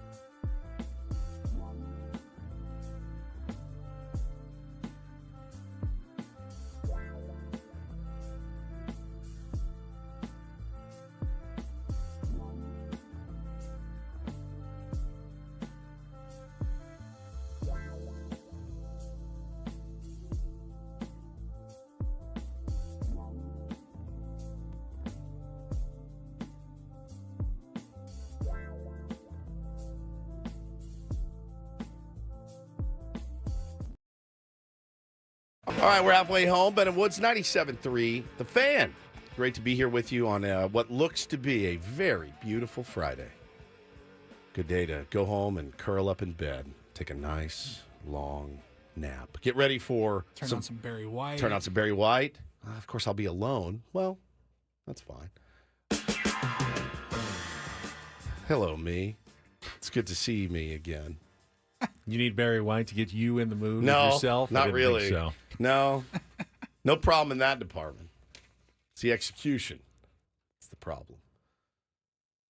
That said, go home, grab a little nap, wait for some college football tonight. I'm sure I'm going to be dragged on some Christmas excursion somewhere because my wife, it's Friday night. We don't really have anything planned. And I'm sure there's going to be some mention of... Now, she, by the way... Candy Cane Lane, look at lights. Something to that effect. We have... she has, by the way, decked out the Ben bus. The likes of which you've never Already. seen. Oh, there's tinsel. You've had it for 2 days. 2 days. There's tinsel. There is an LED thing attached to the windshield that says Merry Christmas going across. Yeah, there it is. She's going to want to fire that up tonight.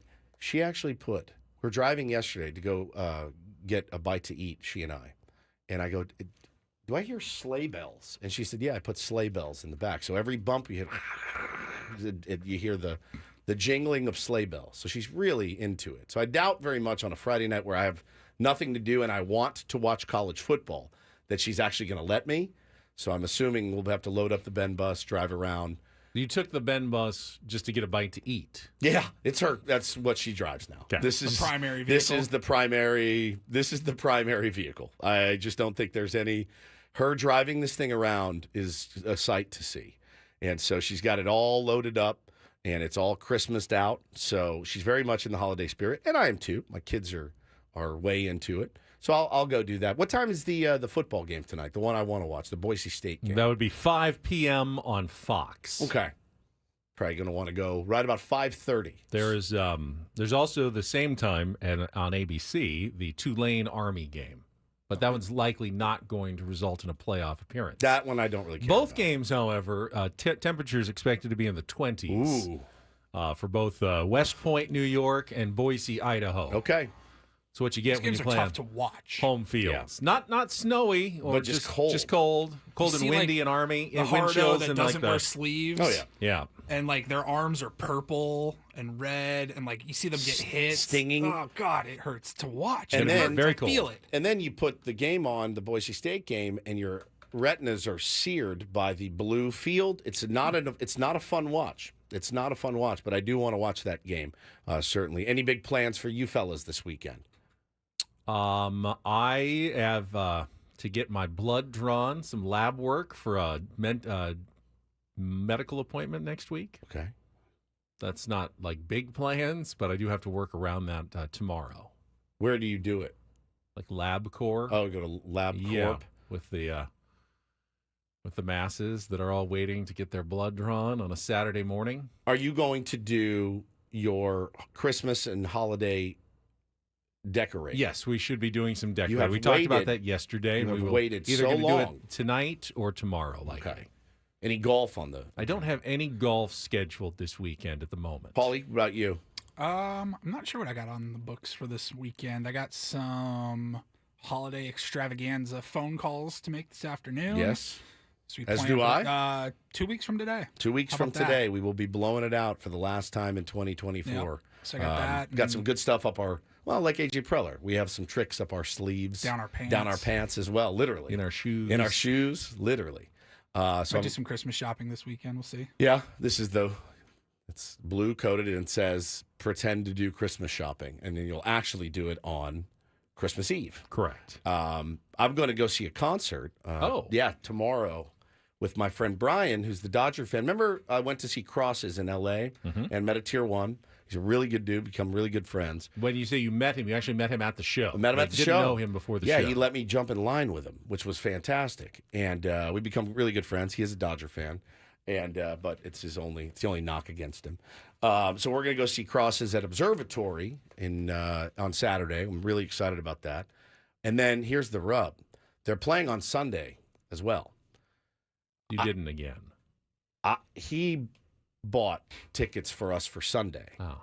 And I don't miss this band. So Monday, I'm just telling you, I might be a little worse for wear. You say that, but then the odds that you actually make it to the Sunday show because you went to the Saturday show seem like they're somewhat low. My wife said the exact same thing. She said, it's cute that you think you're going on Sunday, and now I have to because now I'm Didn't you go up to L.A. for 3 shows And went to earlier this one. year and went to one of them? Yeah, I napped for the next 2 days because I went so hard on the Thursday show that I napped for the Friday and Saturday show. So that was fun. But yeah, if you're at the Observatory North Park tomorrow, see me, say hello. Would love to see you. We'll do some dancing. I'm very excited to dance. Because you're going to be standing through the whole show? The whole show. Be standing and Do you dancing not have around. a chair, or do you have No, chairs? there's no chairs. There's no chairs. There's a balcony, but I like to be down with the people. I've only been to the observatory once. I'm not sitting in the press box, if you know what I mean. I like always some sit people. in the press box. I know. Belly up, give me the balcony, give me the chair. No, I'm going to Look be down on the people who are standing. front row is where I will be tomorrow. Just dancing, having a great time. We're very different, you and I. We are. We are. I like sitting. Yeah, there you go. Look at that. Add it to the list. So your weekend sounds riveting. Getting your blood drawn. How do you... I have medical week next week. Dentist, doctor, derm. All the D's next week. How do you contain your excitement to get out of here for the weekend, knowing that you get to get your blood drawn tomorrow? It's not, I mean, is it the sexiest weekend of the year? No. The answer is no, it's not. Do It's you have an appointment with I do. LabCorp? Okay, good. They don't like when you just walk in there. So I've done that. and I think about doing it right after like one of the shows because you have to fast. Yes. But I really do need my coffee in the morning, and I don't like it black. And they say unless you have it black, buddy, you're you'll be not okay. fasting. You'll So be okay. I decided I'll do it Saturday. I can sleep in a little bit, do a couple of things, and then get my blood drawn. You actually follow that rule of no cream in your coffee when you fast. Well, I don't want the numbers to be off, and all of a sudden, I don't know, numbers look like you're about cholesterol is 8 million Because you had a little bit of creamer. I had a little creamer in your my coffee. I don't know how it works. I think that's just go straight to your blood, right? Yeah, I guess. I never do. I fast, but I do cream in my coffee. I think you're a sweet kid, though. And then as soon as I have my blood drawn, just go right to the eggnog. Suck it right down. Yeah, 100%. Whatever you want. 100%. Well, we were talking about it before the show started. So we got a couple weeks left of the show. We got the Christmas and holiday extravaganza on the 20th again. Make sure you have the day off. You can watch on YouTube, whatever. Then we'll come back in the new year on the 6th. Then we leave for fantasy camp 2 weeks. Then we come back. We're here for a couple weeks. Then we got spring training, and then we're back. On. And then it's on. And in the off season, and Paulie made the good point. He goes, "Yeah, man. When the Padres go a little bit further than they usually do, now, they didn't get as far as we wanted them to, or that they should have gotten, but it really helps us out, and it gets all of us as Padre fans closer to them getting eliminated on October 12th or whatever it was.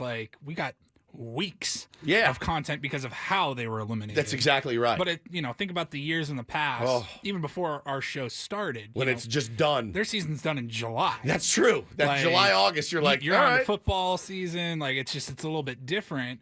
But yeah, if they're eliminated on September 10th, it makes the offseason a hell of a lot longer. It does. They can get any October play. Then you got off-season news in November, extravaganza in December. It shortens that off-season. Then you got, we'll have winter meetings next week. That'll help, kill some clock, basically. But, again, we're all about baseball season starting and very excited about that. But we went last year, February, and we sat down at spring training and did all of our interviews that we normally do. And, there was a rough season the year before, but they did bring back one guy, Jerks and Profar. And we had, I don't know if you guys knew this, but there was a time the season before when he was here that we all looked at our Twitter and we were all blocked by Jerks and Profar. I went back and searched just to make sure I'd never said anything bad. I never did. Never mentioned his name other than hell yeah, go pro, right? Never said anything negative. You obviously didn't, Ben. Paulie, you didn't. But we were all blocked. The show was blocked, the whole thing. So when we had Jerks and Profar, when they came by and said, hey, we're going to bring Pro by, I panicked. I mean, I full on panicked. Was like, this is going to suck. Does he know who we are? Does he know that he blocked us? And is he holding a grudge? does he hate us? And man, if our Big Ben didn't just take the bull by the horns. That's amazing. All right, Benny, elephant in the room. I got to ask, because we are big fans. Now, I don't know how much time you spend on social media, Twitter, X, they call it now, but we were noticing that you blocked all of us on Twitter. We can't see your tweets. Did we do something? Do you remember this? Can we be I don't unblocked? remember, man. Do you have someone running that account for you? Can If you you let say us know? negativity, you Ben block. and We Woods- didn't. Ben and Woods, we didn't say anything about you, man. Negativity. No, we're very positive Come on. people. We're very positive All right. people. Okay. In the spirit of making peace, we brought you your very shirt, own yeah. Ben and Wood Oh, shirt. nice. So if you would be so Nice. kind to unblock us, we would be very grateful. And we will never be negative again, ever. I promise. Okay? We don't need negativity Never, man, never. I like during the the attitude. season. I We mean, only need positive positivity so we can win. Fans need to understand. Okay. Positive only. Hey, Padre fan, positivity. Positivity. Yes. And you guys feed off We of it. need you guys. They've Yes. the fans the last couple of years, man. It's been Petco has been incredible. Yes. And they, as much as you guys want to win, I think they want it too. I know. That We feed off of it. 100%. We want to bring a championship to San Diego. I think they really deserve it. 100%. So we have to give everything as a team to do it. All right, now so close. Back live here, and I will say, love Jurickson. Wasn't sure the power of positivity was simply going to carry him to a massive season at that point. Turned out it absolutely did. It 100% It did. carried him to a career year, a Silver Slugger award, Yeah, all-star and appearance. perhaps team MVP, or at least in the conversation for team MVP. None of those things I don't think we were thinking about when he sat down with us at spring training. It's a good reminder that as much as we talk about a team and will worry, fret during the offseason about the players they're not getting and the holes that they're not filling, you don't really know, because we had no idea the kind of performance that Jurickson Profar was going to put together here in 2024. Yeah, no question. And listen, you can't. I can't go through an entire baseball season of not being a little bit negative. I just can't. It's a sport that lends itself to negativity. There's 162 of those games. Isn't every sport? Every sport is, right? Watch a football team for 17 Yeah, weeks. yeah. Watch an NBA team for 82. You're going to get mad. You're going to get mad. You're going to get frustrated. You're going to lash out even sometimes. I just use humor, and I think as it can be construed as passive aggressive, and I don't think they like that necessarily, but that's how I operate. I'm not the type of be like, this guy sucks, this guy's a bum. I don't do that, because I'm teaching my kid too, because Bo will say, oh, that guy sucks. I'm like, bro, he is the top 1% of athletes in the world. Is he good? Yeah, he's good. You know why? He's a big leaguer. He's not playing well, or maybe he's not cut out for the big leagues, but that's a really good baseball player right there. And I try to keep that in the back of my mind. Good to remember. Even that reliever with an 11 ERA. He could get you in a heartbeat. Is an amazing amazing athlete and talent Yeah. to get to that level. Yeah, so I do try to remember that, certainly. And but yeah, you can't the constant negativity I get, because we have listeners like that where I'm like, this isn't the right sport for you, because you got 162 of these, man. Your heart's gonna explode if you care pitch by pitch like this. But it's hard, man. It's hard to stay positive. Players have to. They have to. Whether they're mired in a slump or whether they're hitting well, it doesn't matter. Like, they have to stay consistent. They want consistency. And I get why a player would want positivity all the time. But if they're not playing well, you have to say it. Hey, these guys are not playing well. But I love that interview. I'm so proud of you for asking that question, because I never would have. And we did get unblocked the very next day, I believe. And then we got followed. I've since been unfollowed. Oh, well. So can't have everything. Can't have everything. You're still followed, I believe. I believe so. I will check again during the break. And when we come back from the break, little NL West news. A lot has been made here in San Diego about our shortstop position, and Xander Bogaerts moving between second and short. Some talk yesterday in San Francisco about position changes and how it might impact their offseason, including their pursuit of Ha-Seong Kim. I can talk about that coming up next after a check of traffic with Kelly here on 97.3 The Fan.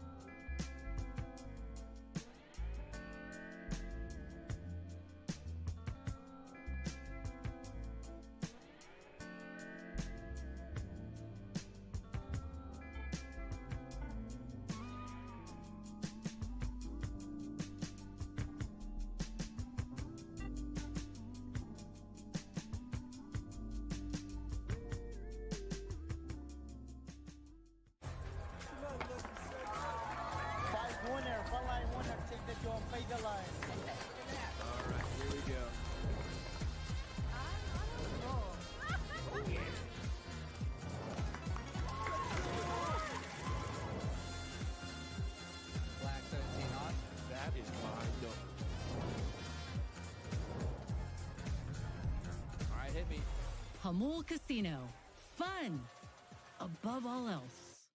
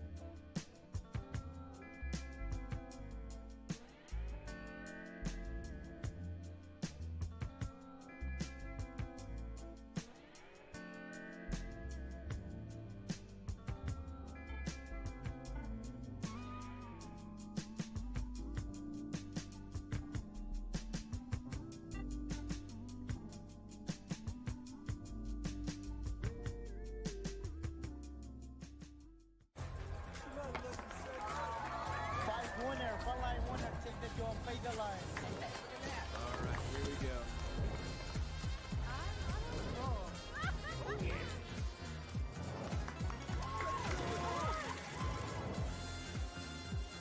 Black 17 on.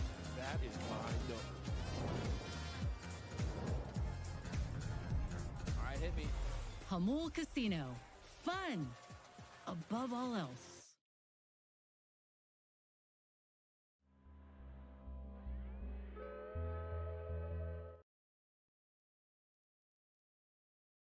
I got the update. In fact, Jerks and Profar does still follow me on Twitter, but not you? No. I did learn that for some reason, I'm not following him on Twitter. What a flex that is. It's not a flex. He doesn't tweet Go a lot. on a radio show, demand he follows And you. then you don't even follow him. He had a couple of retweets from earlier in the year. I'm trying to find when his last original tweet from his account took place. Definitely pre-Padres era. I don't know that does he ever tweet on his own account? I think he's just a lurker. He likes to lurk and block. See what people are saying about it. Yeah. But like I said, I never said anything bad about him. Why would you? I wouldn't. He's a good guy. Great guy. He's a good guy. I would like to see him back with the San Diego Padres. As would I. I would like to see Ha-Seong Kim back with the San Diego Padres. Doesn't feel like it's Ha-Seong Kim in the cards. Can I interest you in a high song, Kim? He has also been posted officially. His former teammate, middle infield teammate, yes, from the KBO with the oddly similar name, Ha-Seong. Ha-Seong. Hyeseong Kim. Hai-Sung Kim, Ha-Sung Kim. Can you imagine if the Padres, because I mentioned his name earlier in the offseason. Yeah. Padres signed him, put him somewhere like at second base, put him in number 7. Gave him number 7. Put like H.S. Kim on the back of his jersey. I mean, it saved a lot of people a lot of money. I mean, fans could chant just the same when he comes Hi, out. Hai-Sung Kim. Hai-Sung Kim. Manny's just buddies up to him immediately day Got one. the same K-pop song. Yeah. Hai-Sung King. Hai-Sung King, you could say. Comes up to the plate. Hai-Sung King. Hai-Sung King. So good. It would be. Look, there would be fans who would be going, Did he get a makeover or what's he looks so different? He looks so different this year. Like, I want to win a World Series, but I also like bits a lot. Like, I really, really like bits, and this would be one of the more elite bits of all time. Just so you know, I mean, it's why not both? Why can't we have both? That's true. And if he's a good player, maybe we take a look at Hai-Sung Kim. Could be an announcer's nightmare. If you had like a middle infield combination of Ha-Sung Kim and Hai-Sung Kim. Oh, my God. Kim to Kim? Kim to Kim. Michael says, casual fans, when did Kim become a lefty? Oh, my God, he learned to switch it. You know, in the bro. offseason. You know you would see it. You know you would see it. Oh, that would be interesting. Actually, of course, as we have been speculating for a while, there continue to be some signs that Ha-Sung Kim could be going to San Francisco with the Giants, join his good friend Jung-Ho Lee, who is their center fielder. But the Giants also have a concern because Ha-Sung Kim is coming off shoulder surgery and likely not going to be ready for the start of the season. Could be just, a few weeks in. Could be half the season that he's out. They really don't know. Yeah. And yesterday, there was a report that Matt Chapman, the third baseman for the San Francisco Giants, has volunteered, if necessary, if the Giants sign Ha-Sung Kim, to move over to shortstop temporarily, to fill the role until Ha-Sung Kim is healthy and ready to take over. And then presumably he would bounce back over to third base, which is his, obviously better position. He's only played a handful of games at shortstop in his career, so this would be a fairly big move for a guy like that. It doesn't make a lot of sense to me because they have Tyler Fitzgerald, who had a pretty good season. I saw that, man. And he should be back, but they said he could play third. But Matt Chapman is an elite third baseman. That's what I thought, too. He's so why would elite. you switch them both? Why not just let... Yes, let's weaken two positions. But if Tyler Fitzgerald is that good, then why are you signing Ha-Sung Kim? It's a very good point as well that you make. So... I don't know exactly where they are. I know that there's been rumors, certainly, that they have been talking. There's been maybe some negotiations with Ha-Sung Kim. I have not heard anything. Just speculation that, he would go play there with his buddy Jung-Ho Lee. And it's a good look for Matt Chapman. Yeah, great just look. Volunteer to move around the diamond. Great look. Great look. And again, I'm not taking backhanded shots at Xander Bogaerts. I'm really not. I didn't even think that until you just said it. And now I know that's exactly what you're doing. It's probably not smart, as we just said, for Matt Chapman to move to shortstop. Really. If he was wise, he'd say, yeah, I'd love Ha-Sung Kim as a teammate, but don't move me off third base just because he's hurt. That doesn't make a lot of sense. PR-wise, it sounds good for him to say it. But in reality, it's probably not a good move for him to do. You know what I saw yesterday is a Giant fan tweeting, now see, this is the Buster Posey effect. The fact that Buster has taken over and now you got guys willing to do whatever it takes to win. I don't know how much stock I put in that at all. I guess none. I guess I can't discount it. It certainly makes for a good narrative. One that I feel like we could curate on our own if we wanted to, if this was our team. I feel like you would come in here and say, hey, that's the Buster Posey effect. Guys willing to do whatever it takes to win. Buster Posey is definitely, winner, gamer. There's been a lot of winners and gamers. Yes. Mark Loretta works for the Padres. Yeah. He's a winner and a gamer. 100%. There's the Mark Loretta effect because he works for the Padres organization. That's the Mark Loretta effect right there. He's probably listening right now, and he's probably stoked to hear Trevor it. Hoffman is a winner and a gamer. He works for the Padres organization. That's the Trevor Hoffman effect. That's right. There's no Buster Posey effect. There's a Buster Posey rule.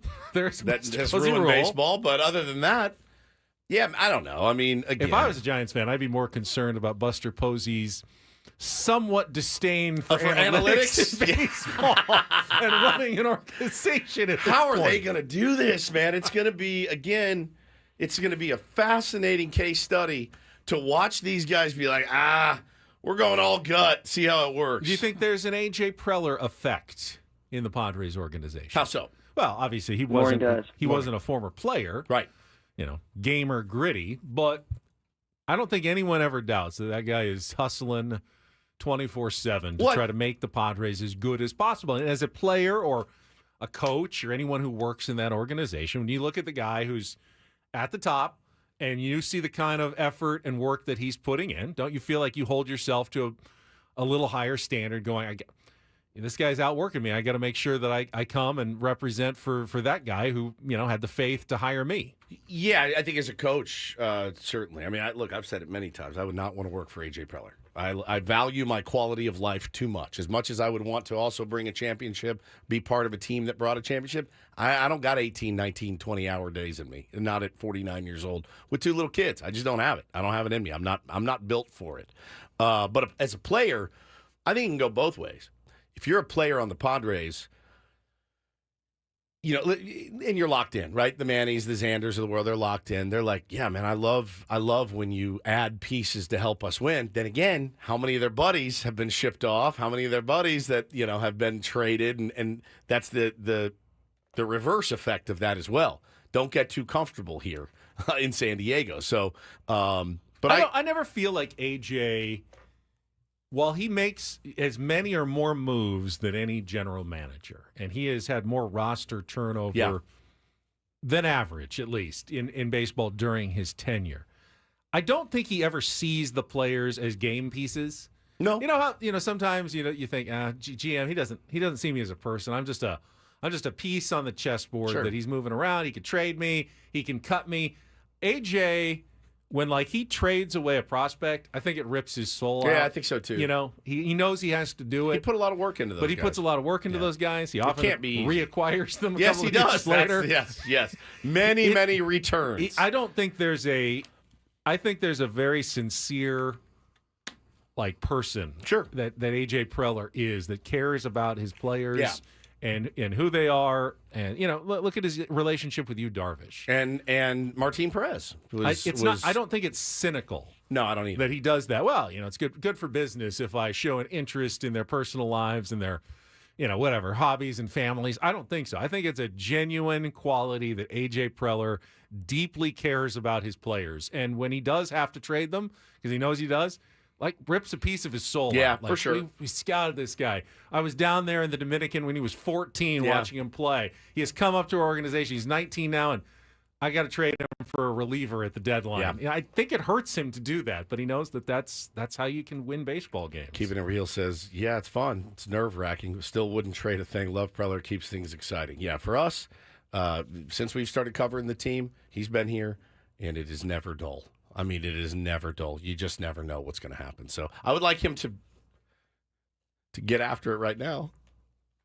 That would make me happy. Something will probably happen at 10:01 today. Diesel asked, do we still have Martin Perez? No. He is a free agent. He could re-sign him. Yeah. There will be there will be an addition at some point. It could be Martin Perez back. It'll come down to, who fits in the the price tag, but there'll be a lesser name. Cal Quantrill returns, or Colin Ray, or so. There are other starting pitchers. Ross Stripling. No one that's going to blow your hair back. Someone like that is joining the Padres in the offseason, middle of spring training. There will be an addition like that. I'm looking forward to. Hey, it's Ben and Woods. We're live at spring training. Joining us now is Ross Stripling. And I can't tell you how unimpressed I was by the Martin Perez acquisition at the trade deadline. And I grew to adore him. It was really? Oh, really? great. Martin Perez. All right. He was fantastic. Terrific. Loved watching him pitch. Loved it. He was terrific down the stretch. Yeah. And a lot of that, as Alex says, is Ruben Niebla, get his hands on any of those pitchers, and you might be surprised by the results. Joining us now on 97.3 The Fan, Ross Stripling joins the program this morning. He used to be a Dodger, didn't he? Yeah. Yeah. They all did. Good point. All right, let's take a timeout. When we come back, what does Woods have in common with Kylie Kelsey? Oh, no. I'm going to get dragged for this. You might, or you might not. I don't care. You might not. I think you'll have some defenders as well. I think you'll have a surprise defender right next to you here. I'm trying very hard to figure out this connection. Hairstyle. No. It's not. Kylie, by the way, is Jason's wife. Jason, yeah. She has a new podcast. Because why not? Kind of a Kelsey podcast network at this point. Indeed. Ben and Woods on San Diego's #1 sports station, 97.3 The Fan.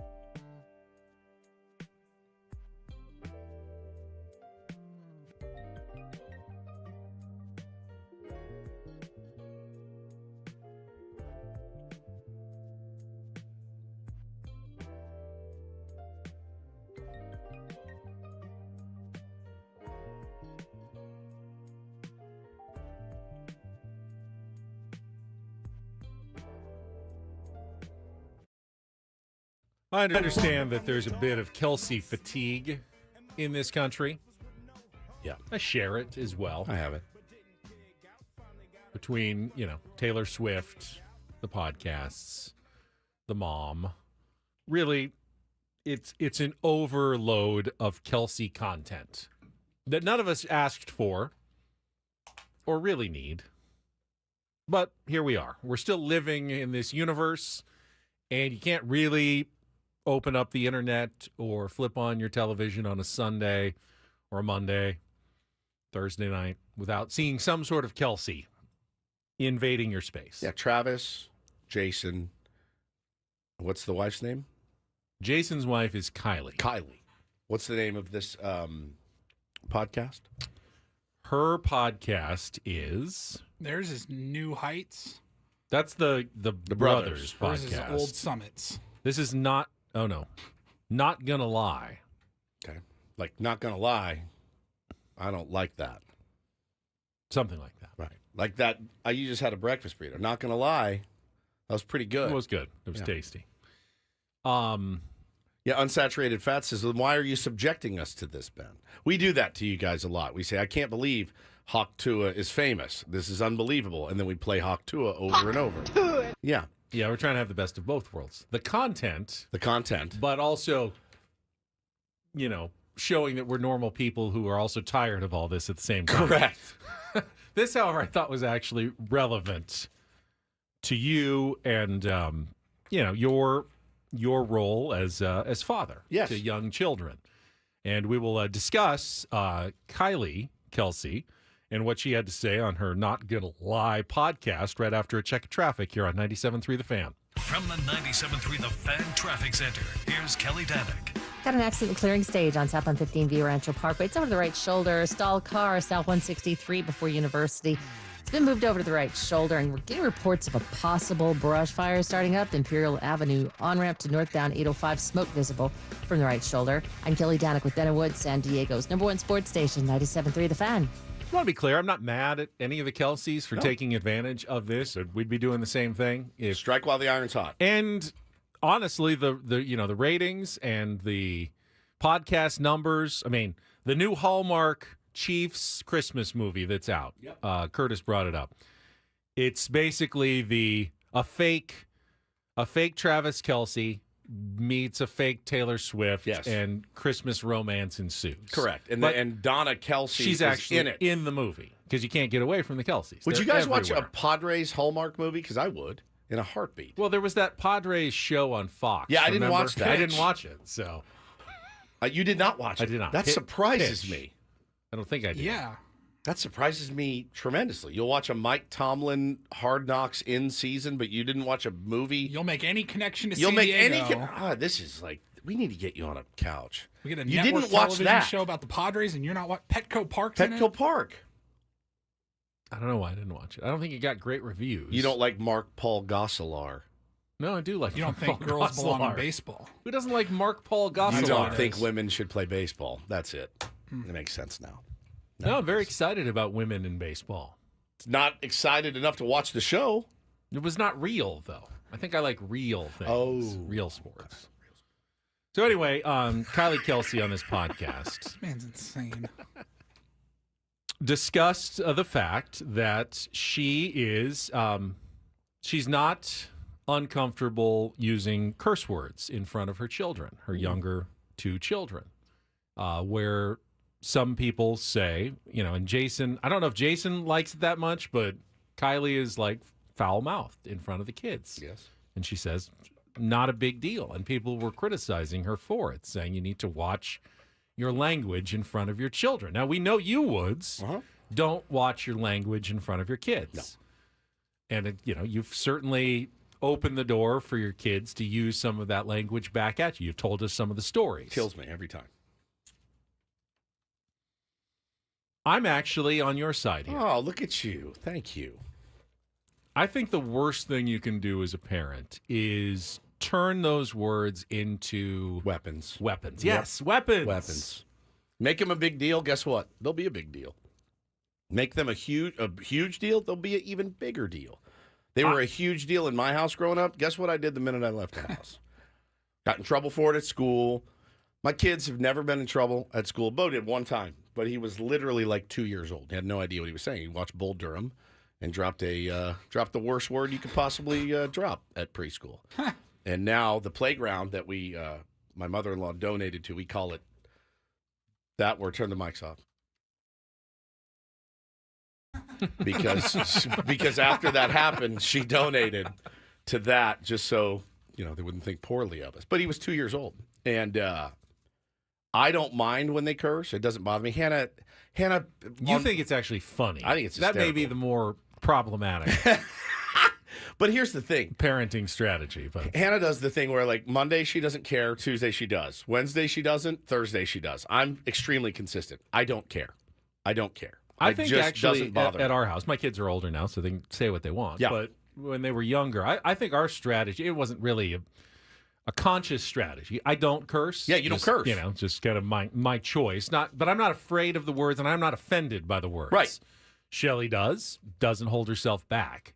But the fact that I don't, she does, it demystifies the words, but also they're not constantly being used. Right. Because, Dad doesn't use them, so I don't feel like I need to use them around him. They feel weird saying it in front of you. They feel weird saying it in front of me, so they don't. But they also aren't uncomfortable by them because they hear it, and it's not some magic word that has weaponized. It doesn't have a lot of power. Correct. I'm very honest with my kids, probably too honest, but they know about all of my malfeasances. They know about all the trouble I've been in. They know about the dangers of certain things. But what it boils down to, look, I know parents that don't curse and don't let their kids curse, but couldn't care less about their kids. I mean, honestly, like I see that all the time. It's the most shocking thing about parenthood for me. The most shocking. Number one, not how hard it is, not how dirty the diapers get, not how messy they are. Number one most shocking thing about being a parent is how few parents take it seriously. That's the number one most shocking thing to me. And my kids are loved. They are protected. They're taken care of. They're listened to. They're talked to. All of that. If they want to drop an F-bomb, Taylor the other day, we're getting them ready to go. And Hannah goes, why don't you wear these shoes? He goes, Mom, these are S shoes. And I died. They use it in the proper context. And it's like, all right. And Kylie, I think, makes a really important distinction here that I agree with 100%. She says, they don't try to use them. They don't say them. They don't stop in their tracks. They're not appalled by them because I'm not using them at my children. Yes, they're at just them. used in front Correct. of my children. And yeah, if you are actually cursing at your children, that's not good parenting in my mind. 100%. But if you're using them in front of your children in the proper contexts and ways, in a judicious amount. Yeah. Yeah, you don't want to be sailor, all the time. All the time. But when it's, it's called for and it's fine. Yeah, And watching a game and somebody gives up a walk-off home run. Yeah. darn. I can't remember. Darn it. My mom didn't really curse around Mine either. me. My dad didn't either. And she's like, I remember the first time I cursed in front of my mom. It was like, whoa. It kind of felt defiant. Yeah. When I talk to her now, I still feel weird, actually. Yeah, I kind of do cursing too. if I'm on the phone or I'm something. better with my dad than my mom. You like me and I you. wouldn't know what that's like. But with my mom, I try not to. But I do remember as a kid, like going over to somebody's house to hang out, and like if they would curse in front of their mom, or their mom or dad would curse in front of that, I was like, shocks you. What the hell kind of house is this? My friend Kevin had a stepdad named Vince, and he would walk in and be like, "What are you two stupid MFers doing?" You're like, I was in 6th grade. I thought he was the coolest guy of all time. He was from New York. You stupid bastards, and you're just like, oh my god. It was it was shocking. It was shocking. Now, showing your kids adult movies, I don't know if that's... Adult movies? Yes, like Like R-rated. porno? No, Oh. R-rated movies. Yeah. It's Like you did last night, right? Yeah. We watched, it was a funny suggestion. So she put on Christmas Vacation again. And I go, Hannah, it's the 5th, right? The 6th. Yesterday was the 5th. Was that movie rated R when it came out? No, it was PG-13 maybe. There's some language. There's quite a bit of language. Yeah, there's in it. language in there. But I go, she put it on. I go, I cannot watch this again. I love this movie, but we're burning this an elf through the. She goes, well, what about Die Hard? And I said, done. It's rated PG-13. Okay, PG-13. And neither of my kids are 13. Even added up together, they're not 13. But I said, yes, finally, another movie. And she goes, all right, go ahead. So Another Christmas movie. Yeah, Die Hard. So we went and watched parts of Die Hard. Now, it's more violent than I remember. So I would just cover his eyes when something violent happened.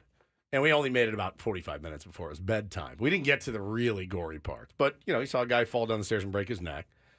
I covered his eyes with Nakatomi. You didn't get to yippee-ki-yay. No yippee-ki-yay.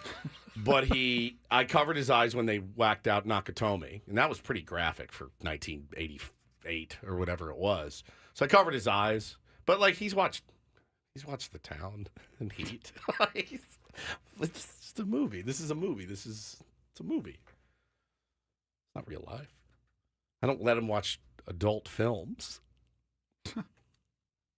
Movies have definitely gotten gorier. Yes, big time. And much more realistic. Quentin Tarantino, I mean... we don't watch Tarantino films. He certainly amped up the realism and gore in movies. Yeah. So I watch a lot of Tarantino movies. It feels like comical. It's comical, yeah. Some of it's actually comical gore. Yeah. Whereas, is it comical? I don't know. Like Reservoir Dogs, not that funny, though. Yeah, pretty violent. Inglourious Bastards. Maybe that one, yeah. Kind of comical. But, I just watched, a month ago, the Menendez Brothers documentary series. Oh, it's... With the television series on that Netflix. Was over the top. Bro, that scene when they walk into the living room or whatever and commit those murders, I was like, that was a lot to watch. It was gory. It was very detailed. I'm like, that might have been too much. That was too much. His name is Takagi, not Nakatomi. That's Nakatomi is the building. tower. Yeah, Mr. Takagi. Great guy. Great guy. Should have just given him the codes. I still think he probably would have been whacked out anyway if he gave him the codes. Because they were really bad guys. They were. I mean, Hans Gruber, what an elite villain in a movie. And so Alan Rickman. Yeah. Bo liked it so far. He wants to finish it. So we'll finish it. Don't care. And then you can watch Saw. Somebody said, how about Requiem for a Dream?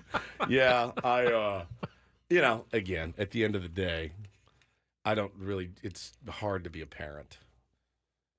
But the funny thing is they also like Bluey.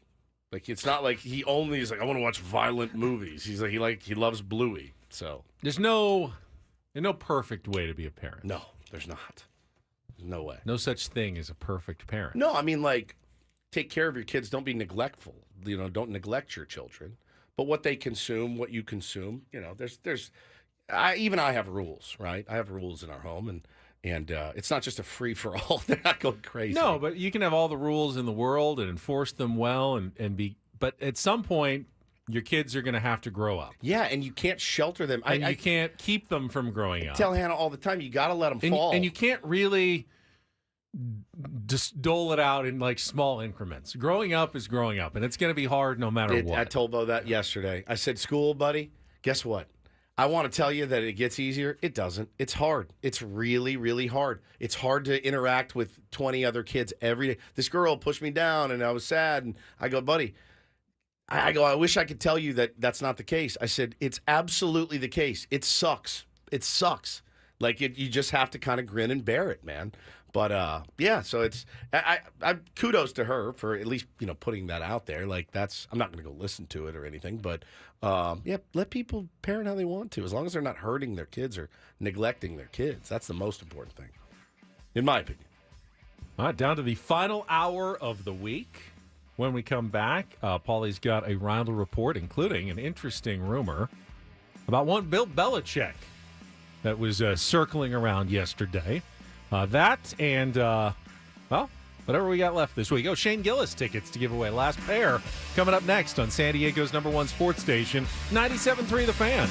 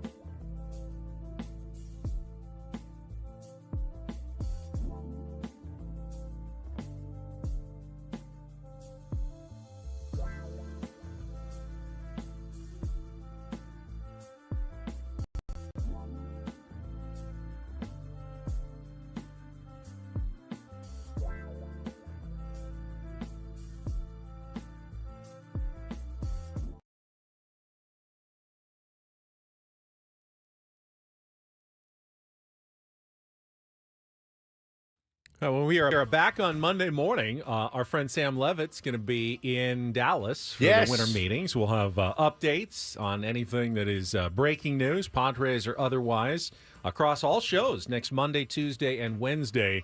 Sammy Levitt live from the MLB winter meetings in Dallas next week. At the Anatole Hotel. Oh, you found out? I Where it did is. find out. I've never heard of that one. It is right off the freeway. Sounds Russian. I don't think like Anatoly. I don't think so. But it's in the 80s. That's the place. Well, there was a club there that my dad used to go to and dance. Club Pilates? It was Club Pilates. Club Pilates. Come on down to the Anatole where you dance your ass off at Club Pilates.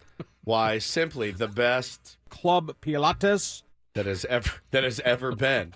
No, it was called Confetti. Ooh, and it was the movers and shakers. And sounds like I wouldn't want to be a janitor at the Club Confetti. No, I don't think it actually had confetti. Okay. It was just called Club Confetti. My dad and his buddies used to go down there, and this is before he met my mom. So this was back in the day. But the Anatole used to be. Your dad would go to the club. Oh, my dad was like a disco king. Club Did you know this? He's like the world's greatest dancer. Really? Yes, and I have like the Disco Santa and like that disco. Capital One commercial. Yeah, He's just disco, on the center of the floor. He was a disco DJ. Like he was a disco mover and shaker. No offense, Gary. I love you. I like golf, Gary. I can't picture disco Gary. I don't know Disco Gary very much, except for he's gone to several friends, like our friends that got married, their weddings, and he's out on the dance floor, John Travoltaing it up, and that's where he used to. That's where he cut his teeth. Was at the Anatole at this club. And it used to be like now I think they've done some remodeling to it. I think it's fairly nice because it's MLB, and that's good. They're staying down. They're staying close to downtown, not way out in the boonies at the Gaylord Hotel or anything like that where there's just nothing around. This will be good, Sammy. There's going to be some good barbecue recommendations, all kinds of good stuff around there. So Sammy's going to have a good Terry trip. Black's is near downtown. It is, right? yeah, it's close. Terry Black's is really close to that. There's a couple of good spots though. So Sammy's going to like this. Oftentimes when you go to the winter meetings, though, you never leave the hotel. Yeah. So they kind of design it that way. And they want you down. Yeah, there he is, my dad. Just getting after it. White man's over by it. You're, just crushing the scene. Had a red Mercedes back then, too. God. And then he met me and my mom and my brother, and we took it all. You tamed him. We tamed him. Took it all from him. He went from a Mercedes to a Ford Escort in the span of like a year. So, poor guy. Odd name for a car, by the way. Yeah. From Boogie Nights The to Ford baseball Escort. dad. Yeah, that's right. The Ford Escort. Oh, what's that used for? Funnily enough, you couldn't do anything in the Escort. It was that small. So if that was in your plans, you couldn't do it in that car. No, Tammy's going to have a great time. Hopefully some things get cooking out there in Dallas. And these guys, get off their ass and do some math and get some players. Be nice if there was something to talk about next week. Yeah, it would. It would just, instead of just checking in with Sammy, how's it going? I saw Jeff Paston walking through the lobby. I saw the guys from Cespedes. They're here. Okay, great. A lot of buzz about Juan Soto. And okay, we should Corbin Burns. we should also have some of our regulars like Eno and Yeah. Jake and Jordan who are going to be there, going to join us as well. Yeah, down. Curtis says the Ford Probe. I had a Ford Probe. Also, you did. Yeah, it was my first car. Also a funny name for a car. Didn't get made fun of at all. The Ford. Did you get made fun of? Of course. You did? Not really. but Probes it's- were the joke's right itself. Yeah, Ford Probes were like the hot car. Yeah, my first car in 2005 was a 93 red Ford Probe. Your first car in 2005 was a 93 Ford Probe. Yep, bought it myself. How much? Oh. 700. Like 1,500. 1,500. Yeah. You thought though, this is it. I've made it. Freedom. I actually didn't really care for the car. It was cool to have your own car. Yes. Obviously, like when you get your license. But I didn't really love it. But Probably I knew because it was a 93 red Ford Probe. I the would stick guess. shift, learned how to drive. Yeah, buddy. I learned. I took my driver's test with a manual. It was okay. I just check out all the Probes down at Sedano Ford in LeMay. So they don't make those anymore. No, I think the story was back in the early mid '90s. Ford had the Mustang, obviously, and they had the Probe, and they had to decide, do we want to go with the Probe or the Mustang? And I think, thank God, they made the right choice. I had a Mustang my senior year, 93. That's what I wanted. Yeah, it was nice. It was good. LX. I was working part-time at 15, though. You got to get whatever you can afford. Yeah, get wheels. That's the same company that comes up with the idea of the Mustang. Also come up with the Probe. The Ford Creep. Satan's Blowfish says, "Why you guys don't want to discuss the Sasaki Darvish connection and that one time Sasaki wore Pods gear ad nauseum?" No, I was even telling the guys here off the air. I said Roki Sasaki is more than likely not doing anything until January 15th, right? Because that's when teams get their next allotment of international draft. We don't want a pool Sasaki money. bomb. No, it's the last like thing that, you a want. Sasaki bomb. You don't want. No, you do not want that. Because that means he's gone somewhere you probably don't want So him he's to go. not signing with the Padres if he's signing with the Padres until after January 15th. Correct. So I can't do my cup runneth over. I'm full of Sasaki speculation. I saw a podcast come out that said, "Oh, he's leaning Padres," and then 10 minutes later, it was Buster Olney tweeting, "No, it's the Dodgers." I'm like, I can't do this for another 6 weeks. There it is. Clear Sasaki. But right now it's a bit cloudy. It is cloudy. So yeah, we'll get any info that you guys may. But it's just like I hope they do something at the winter meetings instead of just a bunch of, Soto's still out there and Corbin Passon Burns. said he thinks Soto signs before the start of the winter meetings. AJ's got a trade in him soon. Yeah. December has always been a big AJ trade month. Will it be next week? I don't know. Sometimes it's over Christmas is when he picked up both Snell and Darvish. Yeah. And I think the same day or 2 The days. Musgrove trade happened during the winter break as well. Yeah. So it's coming. It's I coming. just don't know if it's next week. All right, Mr. Probe, you were up. And get things started here with our today's edition of the Reindl Report. Now tuned into the greatest. Welcome to the Reindl Report with Paul Reindl. Hi, Paul. All right. 2 stories from the world of sports that we haven't gotten to yet. We'll start off in Major League Baseball. And 1 story that you didn't know you needed. Are you laughing, biatch? It's the Reindl Report Hey, Paul, how you doing? Okay, how are you? on 97.3 The Fan. Are you ready to bless the mood? I need some help, please. That was good. Can I get a oh yeah? Oh yeah. All right. All right. Let's see where to start. How about we had a sad Woj bomb yesterday. Yeah, I hated this. This one sucks. So Adrian Wojnarowski, the former ESPN insider, we talked about him, I don't know, maybe a month or 2 ago, whenever it was announced that he was leaving his dream job at ESPN. I think it was reported he was making like $20 million a year. Took I think it was a 99% pay cut to make $75,000 as the general manager at St. Bonaventure, his alma mater, and be the GM of the basketball program there. And that was kind of all we heard about Woj for a while. And yesterday, I think it was out yesterday, but this week, he sat down with Chris Mannix, who he works for Sports Illustrated. And I don't know if this was a podcast, but I read the written interview between Chris Mannix and his friend Adrian Wojnarowski. It's a long read. I would highly, highly recommend it. Woj just seems like a really, really good guy. And so he got diagnosed with cancer. I can't remember if we mentioned that on the show the other day or not. I don't think so. Was it colorectal cancer? Yeah, I think so. Yeah. So he was diagnosed, and now he's gone public with it. And there was a particular part of the story I just wanted to read here. It says, cancer didn't force him out. This is Chris Mannix in Sports Illustrated. Cancer didn't force him out at ESPN, Woj insists, but it did bring some clarity. Quote, I didn't want to spend one more day of my life waiting on someone's MRI or hitting an agent at 1 a.m. about an ankle sprain. In May, Woj traveled to Rogers, Arkansas for a memorial for Chris Mortensen, the longtime NFL insider who died in March from throat cancer. One of our really, really good friends of the program. That one hurt so bad earlier this year. So he flew out in May to the memorial, and he says here, Mortensen spent more than 3 decades at ESPN. When Woj arrived in Bristol in 2017, Mort was among the first to welcome him. Many ESPNers made the trip to Arkansas. What Woj was struck by was how many did not. Quote, "It made me remember that the job isn't everything. In the end, it's just going to be your family and close friends, and it's also like nobody gives an S. Nobody remembers breaking stories in the end. It's just vapor." So then after that, Very Mike Tyson of him. It was kind of Mike Tyson-y.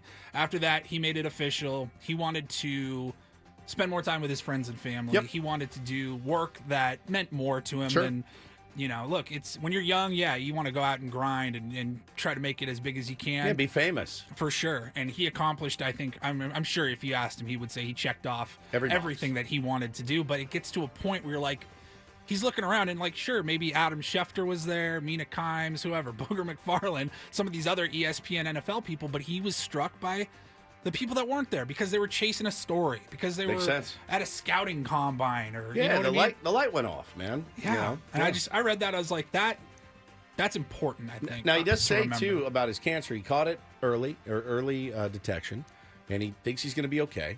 Which is it's just scary word. Now, it's not to say that he's now living just an easy street, being the general manager of a college basketball But it program. means more to him.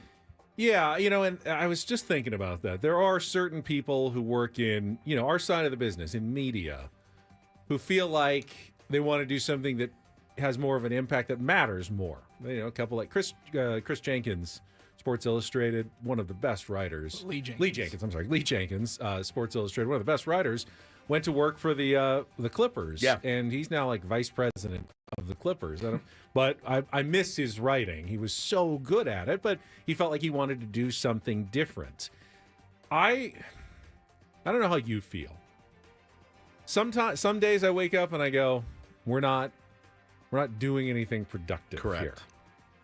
But other days I wake up and think that maybe we're doing the most important thing that can be done. Not the most. The most. I'm going to give it to pediatric cancer research, or first responders. I'd say the people work, like the work that that John and Tammy are doing this morning is is more important than what we're doing. than us playing Hawk Tua. Yeah. Yes. But maybe it's not a great idea to be dismissive all the time of what we do. Yeah, So- we got sometimes. we got a nice message over the weekend from a guy that was like, "You guys, I've heard, we've read them before. Like, you guys helped me get through the day. I was at my very lowest, and you guys made me laugh, and I realized that blah blah blah, and it's really great. I mean, those never get old ever. And yeah, because I get despondent about it too, and I'm like, what am I doing? Should be out there saving the world, and doesn't always work that way. But good for Woj, and I think, again, the most important part of the story is he thinks he's going to be okay, which is great. Yes, 100%.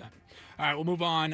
College football news. So, wasn't that long ago, during the Thanksgiving break, UNC, North Carolina, they fired Mac Brown after his 6 years with the Tar Heels, and he was 73 years old, so maybe his time was winding down anyway as a coach. But the news from this week is that the Tar Heels have been talking to somebody a little bit younger. He's only 72 years old. Oh, 72. Woo! We wanted a fresher face in here. Yes, some young blood. Bill Belichick has reportedly interviewed with the North Carolina Tar Heels to be their head coach of the football program. And I go, huh. He's been away from football this year. I think he's done like some ESPN Manning cast type stuff on Monday Night Football. He's been pretty good. Pretty entertaining. Pretty funny. Take your word for it. Yeah, he's been pretty funny. But there was a lot of people saying he'll be back in the NFL. Yeah, some team's going to fire some head coach, and Bill Belichick's available. Is there any chance you see him coaching the sidelines at North Carolina? So to me, Bill Belichick screams professional coach. Correct. I Not think college kids coach. would drive him nuts, don't you? I And think the pro guys drove him nuts. Transfer portal, Yeah, NIL all that. money. And it's a whole different ballgame. He could have, assistants and recruiters and just stick kind of to the football stuff and be the name. We've seen it. Herm Edwards, did the Arizona State thing, didn't work out too well for Take a him. consulting gig with a school or a team and call it a day. He's got that young girlfriend of his. Just enjoy yourself. Well, maybe she's still in college. Does she Maybe go to she's North at Carolina? North Carolina. Carolina. Transfer to North Carolina. They Fair can meet enough. together, spend more time. Fair enough. Now, there's a lot of coaches that have gone back and forth, college, pros, and, there is a lot of overlap in the job. But if I'm a parent, I just don't know that I'm handing over my son to Bill Belichick at age 18. Why?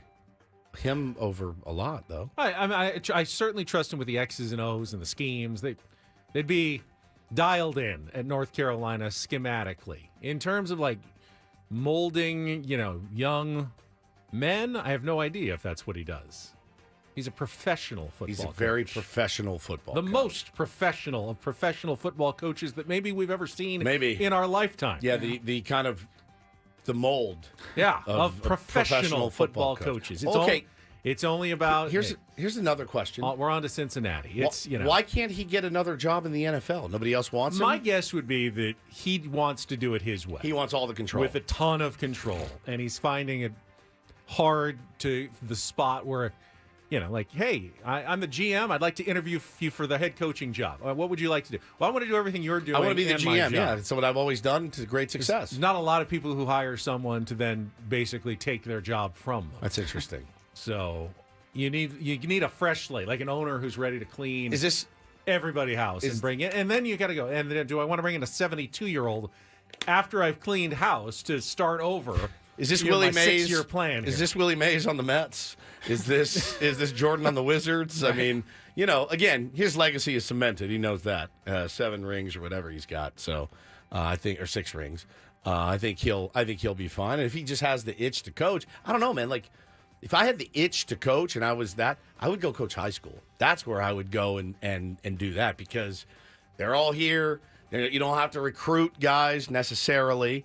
You can go in and really teach the game of football at its infancy, granular level. At its granular level, that would be rad. I love when we also coaches have a bunch do of that. high school kids. Yeah, but like Eric Weddle does it. I think that's so cool. That would be rad. Like pro baseball players Goofing coaching. off Yeah, but Eric Weddle, he could get a job with any 100%. NFL team See, or now, college Eric team Weddle today. can deal with the goofiness of high school kids. Bill I don't know Belichick that Bill can't. Belichick can do it. Yeah, it's fair. Even college kids, That's I'm not fair. sure he can do it. Yeah, But you're telling me Ohio State wouldn't hire Eric Weddle as their Right. secondaries coach or something? Yeah, He Phil doesn't- Rivers he does doesn't it. strike me as a patient man.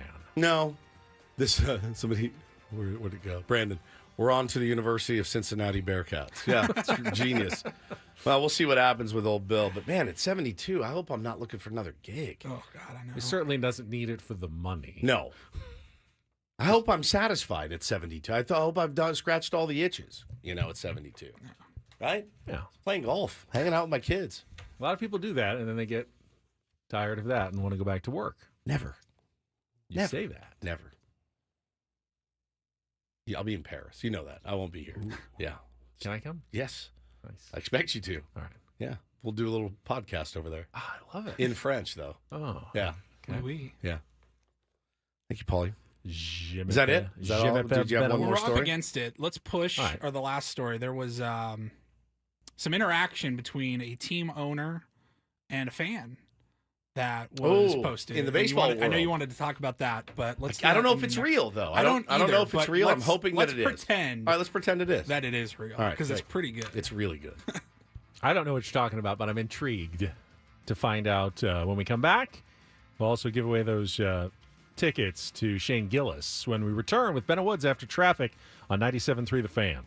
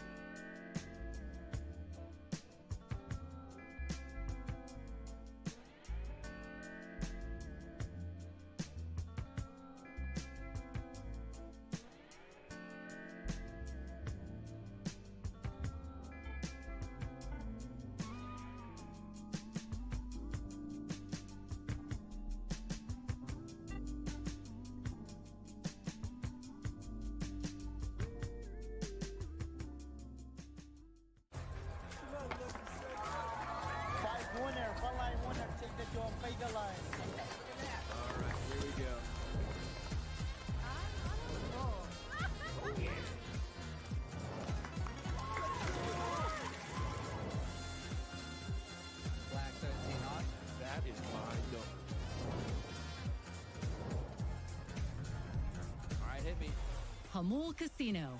Fun above all else.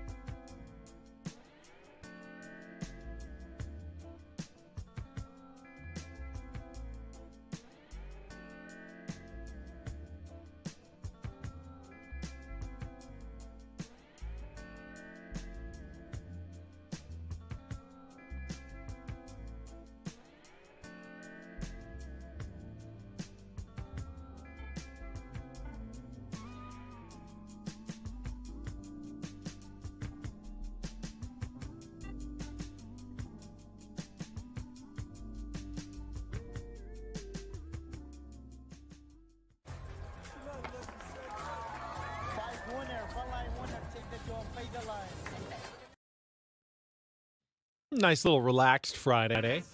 Got a roundel report that's continuing, TB continued, into a second segment. So, Paulie, you may resume. I have no idea if this story was real or not, but let's just pretend. It's kind of our job to try to it verify was. these things before spreading them out. But No, when it's not on the internet, you never know. It's on X, so you know it's probably true. It looks real. If it was a Photoshop, it's a great Photoshop job. So last summer, we'll go back chronologically. July 14th. Yes, July 14th, 2023. Shohei Ohtani, we were, 2 weeks away from the trade deadline. So much speculation. Are the Angels going to trade him, get something for him? They did not. Because, of course, he's not re-signing with the Angels. They did not. But this guy, Kevin, emailed, allegedly, emailed Dick Manfart. Yes, he actually did. This is it's real. It's been verified? Yeah, it's real. He emailed the owner of the Colorado Rockies. Yep. Back in July of last year. He said, "Good morning, Mr. Monfort. I wanted to reach out to you about a player on the trade market that I think would be a tremendous fit in purple pinstripes. Rumor has it that his team is listening in on offers, and if you can make it happen, I think it would turn around this franchise. See the image I created of this player wearing Rockies purple.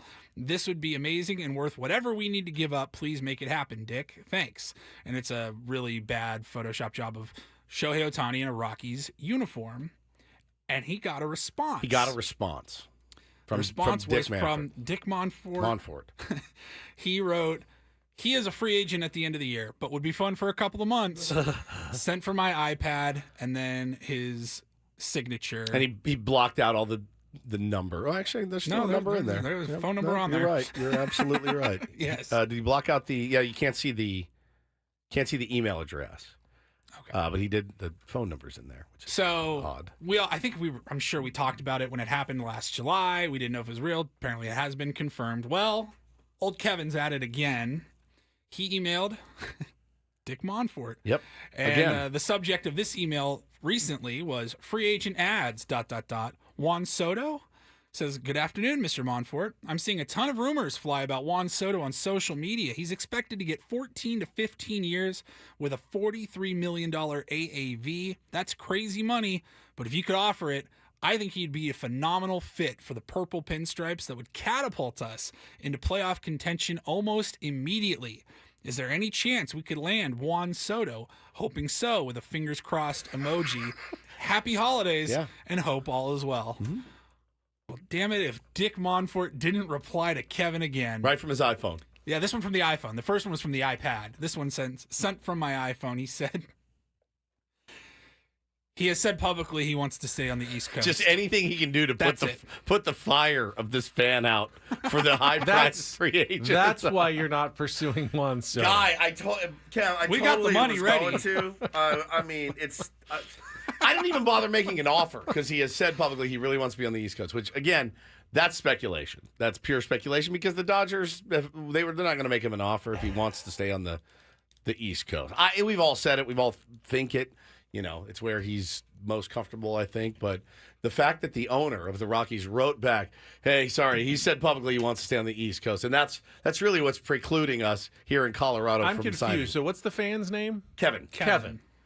I'm confused. Doesn't Kevin know that the best way to contact an owner is to call his local city's sports radio show and scream at him on the airwaves? Yes. That's a much more effective strategy than writing a polite email directly to him. How great is that, though? It's great that he wrote it, and it's even better that the responses are fantastic. Sent from my iPhone. Yeah, Shohei would be fun, but it's just a couple of months. We know he'd love to come to Colorado and play for the last place Rockies. I mean, what would he hit there? 75 homers a year? I mean, holy smokes. Him in Coors Field would be electric. But then again, he's in the West, and we'd have to face him, and the Rockies already own us. So I'm really hoping. I'm glad that Dick Monfort isn't in on any of these guys. Thank God. Thank God. But the responses are they're perfect. They're just perfect.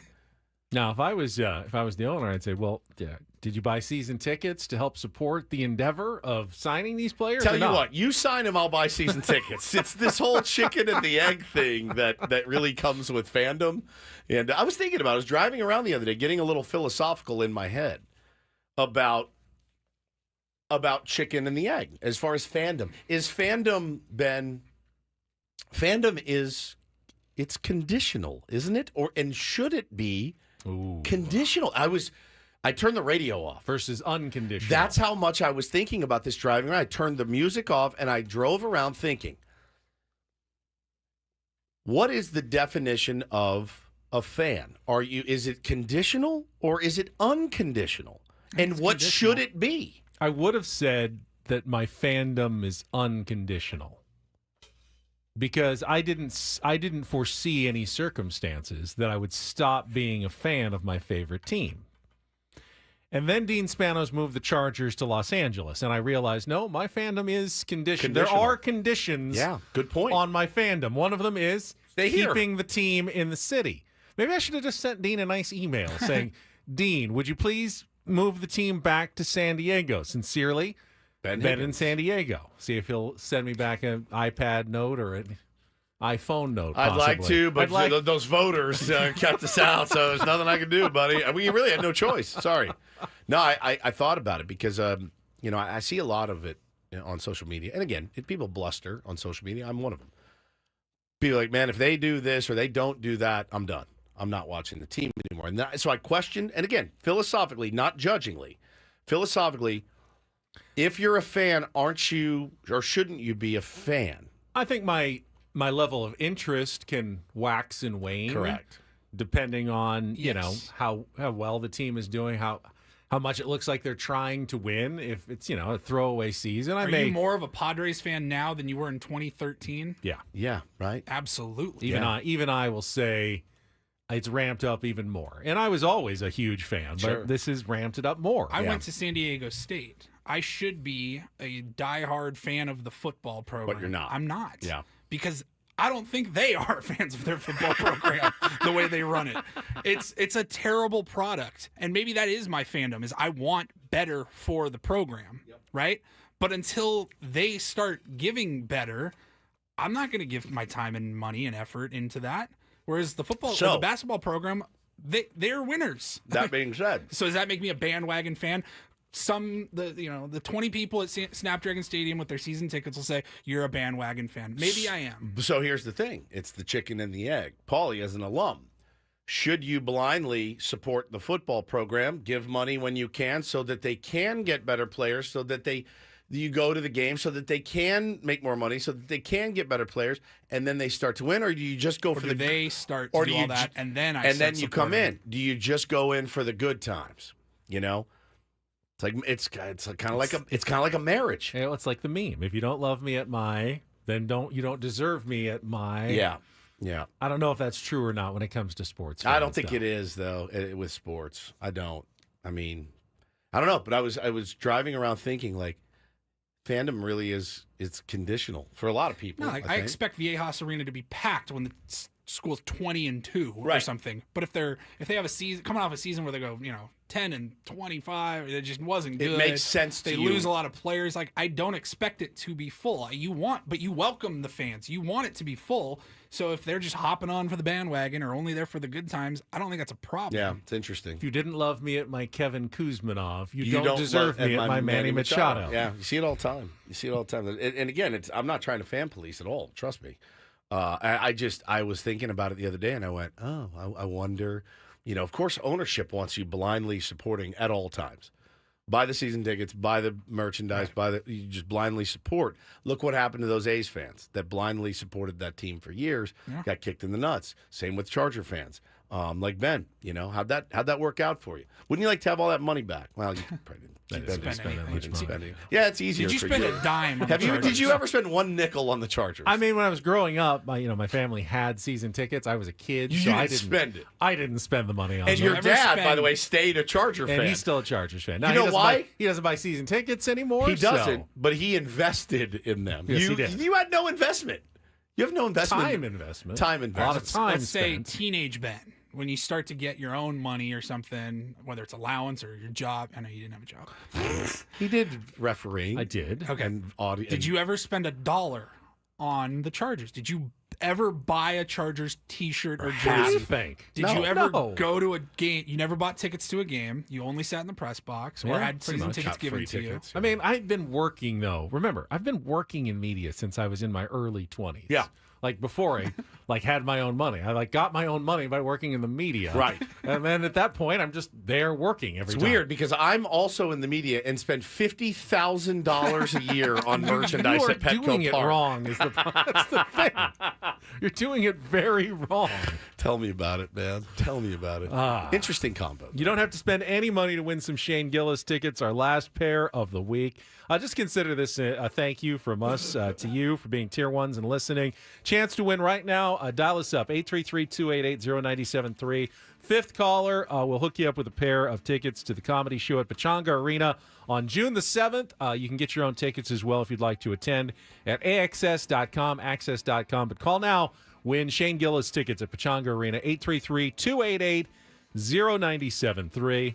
Maybe some things Ben likes to wrap up our week when we return on San Diego's #1 sports station, 97.3 The Fan.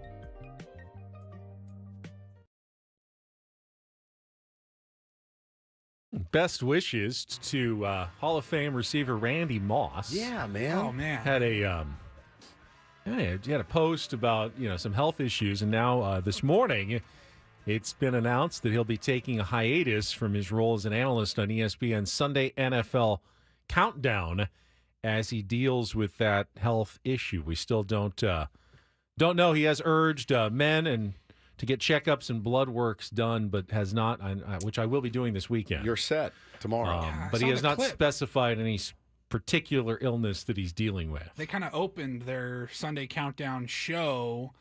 They said, Randy, you had something you wanted to say to our viewers. And he talked about, he didn't get into any details, but he just said, yeah, I'm going through something medically.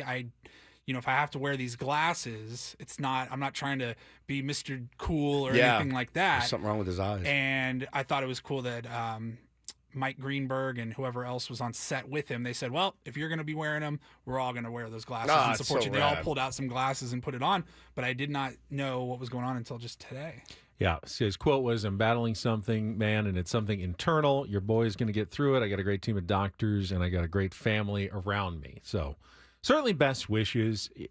I'd like to think that we're at the point that no one should ever be embarrassed about, health challenges that they're dealing with. But in reality, I think we all have to come to grips with it in our own time and our own pace. I don't know if you know this, but the internet can be particularly brutal if you're cruel. If you don't look perfect and you don't talk perfect. It can be particularly tough, especially on that level. There is more bravery out there. I was watching. It was was it the Thanksgiving game, the Bills and the Chiefs game? Oh, and they had it was the Bills and the 49ers, and they had Steve Young and Jim Kelly. Jim Kelly, who suffered was it a stroke, right? Yeah. Recently, and but he was on there. Yeah, he didn't sound exactly like Jim Kelly, but brave enough to go out there and still, do that opening segment, the montage they had of the great moments of the Bills and the 49ers from back in the 80s and 90s, the Steve Young and the Jim Kelly era.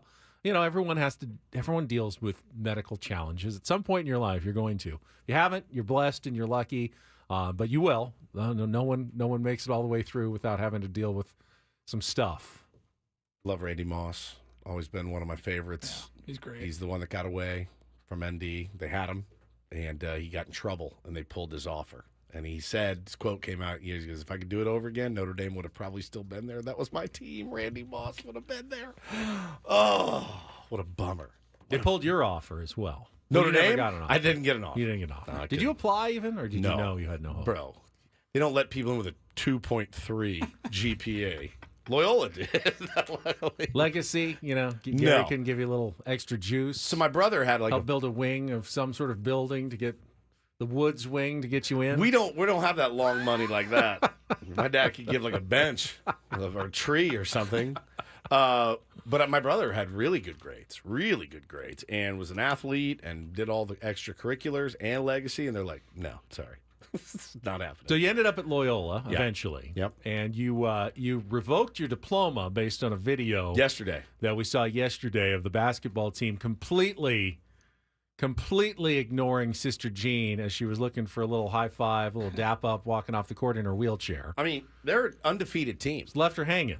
They're an undefeated team. They're playing well this year. One of 10 or something undefeated teams. And she's sitting in her wheelchair, and she puts her arm out, and 7 guys just walk right past, blaze right past her. I said, oh, that's bad karma. Now, sometimes it seems like a team or a school's social media department may be not the most critical function at the university. They absolutely saved the day. They sure did. For that team and Loyola University yesterday. And this alumni. Hey, you just got your $250 a year back. All right? When they put out a video, and it was brilliant. It's a brilliant video. Brilliant. It's so good. It opens at practice for the basketball team, and you see the players running lines, wind sprints up and down the court, suicides.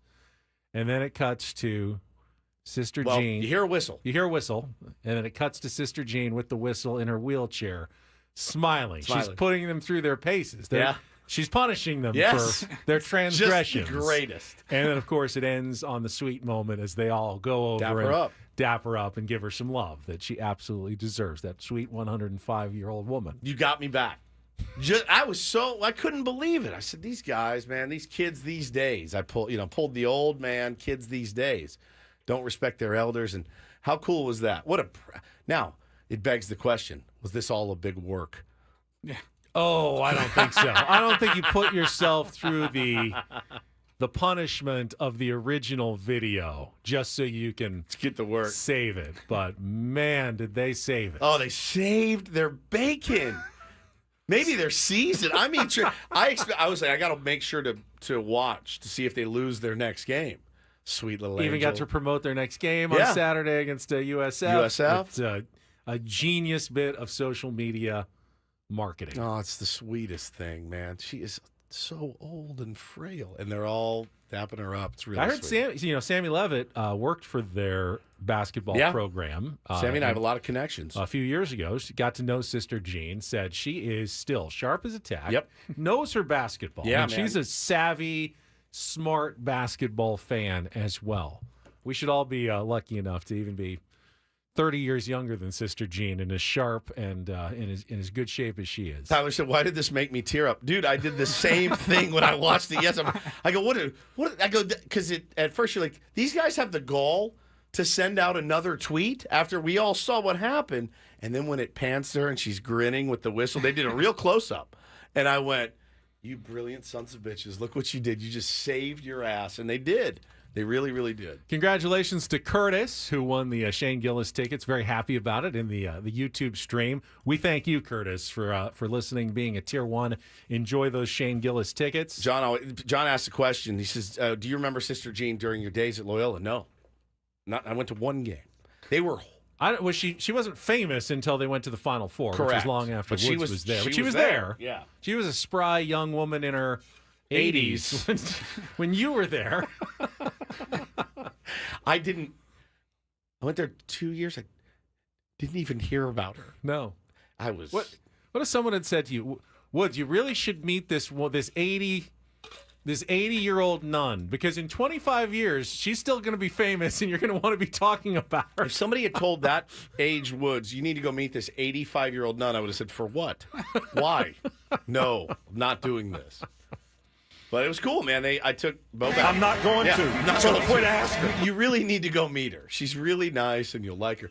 I'm telling you, 4 people went to those games. I mean, you couldn't. It was a commuter campus, so like everyone would go, and very few people lived on campus, but it was a blast. I mean, it's in the city of Chicago, so it was a good time had. But we would go out in Chicago. You know what I mean? Like Chicago was our college town. Not that little area of Loyola. And I wasn't super involved in the athletics or anything there. Now you wish you had been. Nah, not really. They were that bad. Yeah. All right, we have one more check of traffic, and then we come out of that, maybe some things Ben likes to wrap up our week here on 97.3 The Fan. From the 97.3 The Fan Traffic Center, here's Kelly Danick. Heading down the coastline, southbound 5, right around Palomar Airport Road. Watch out for a stalled car blocking the slow lane. Collision clearing on northbound 125 just past Hamashaw. And an accident on the Kenwood Drive on-ramp to westbound King Freeway. I'm Kelly Danick with Ben and Woods, San Diego's #1 sports station, 97.3 The Fan.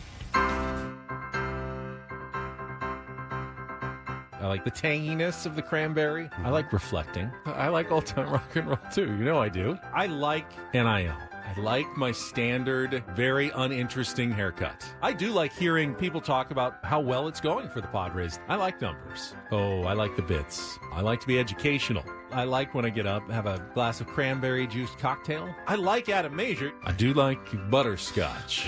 I like your tweets a lot. I still like this deal. I like to live my life after another famous Benjamin Button. I like when the Padres take 2 of 3 from the Dodgers. I would have liked to have tried something else. I like Darren. I've always liked Darren. I like watching LeBron and Anthony Davis. Sex by the fire at night, that's what I like. I like Jake Cronenworth. The last couple of days, I've really liked his swings. I do like horses. I like the Padres lineup. I like when things just flow perfectly. But I like Indian food. I just like a good, honest answer. I've liked what I've seen from Donovan Solano so far. I like that idea. I like 18 games in 18 days. I like where the Padres are. I like that we won as a team. I do all too. of us together. I like to picture people actually in a recording studio. I like the way the Padres play baseball. What I like is the variety of the wins. Yeah. I liked everything about this week. The one that struck me today was I like when the Padres take 2 out of 3 from the Dodgers. And Kind I of realized meaningless, right? They did. They took 2 out of 3 from the Dodgers. I don't like when they take 2 out of 5. But unfortunately, they didn't get that third win that they needed to take in the next 2 games. Every year I tell myself, don't get worked up in August. Don't get too high, too low. Because at the end of the day, it really doesn't matter if you don't win that last one that you need to win in October, right? That is unfortunately the reality of baseball. Yeah, it's hard. And the older I get, the better I am at it, but I still get worked up. One last bit of business before we wrap things up. This segment of Ben Woods brought to you by Buffalo Wild Wings. Buffalo Wild Wings is football. Hey, San Diego sports fans, head to your local Buffalo Wild Wings. Try their maple chipotle sauce or rich maple sweetness and a mild, smoky chipotle heat. Or for a bit of kick, check out the new Cajun sauce with a rich blend of spicy and tangy peppers. Stop by your San Diego B-Dubs.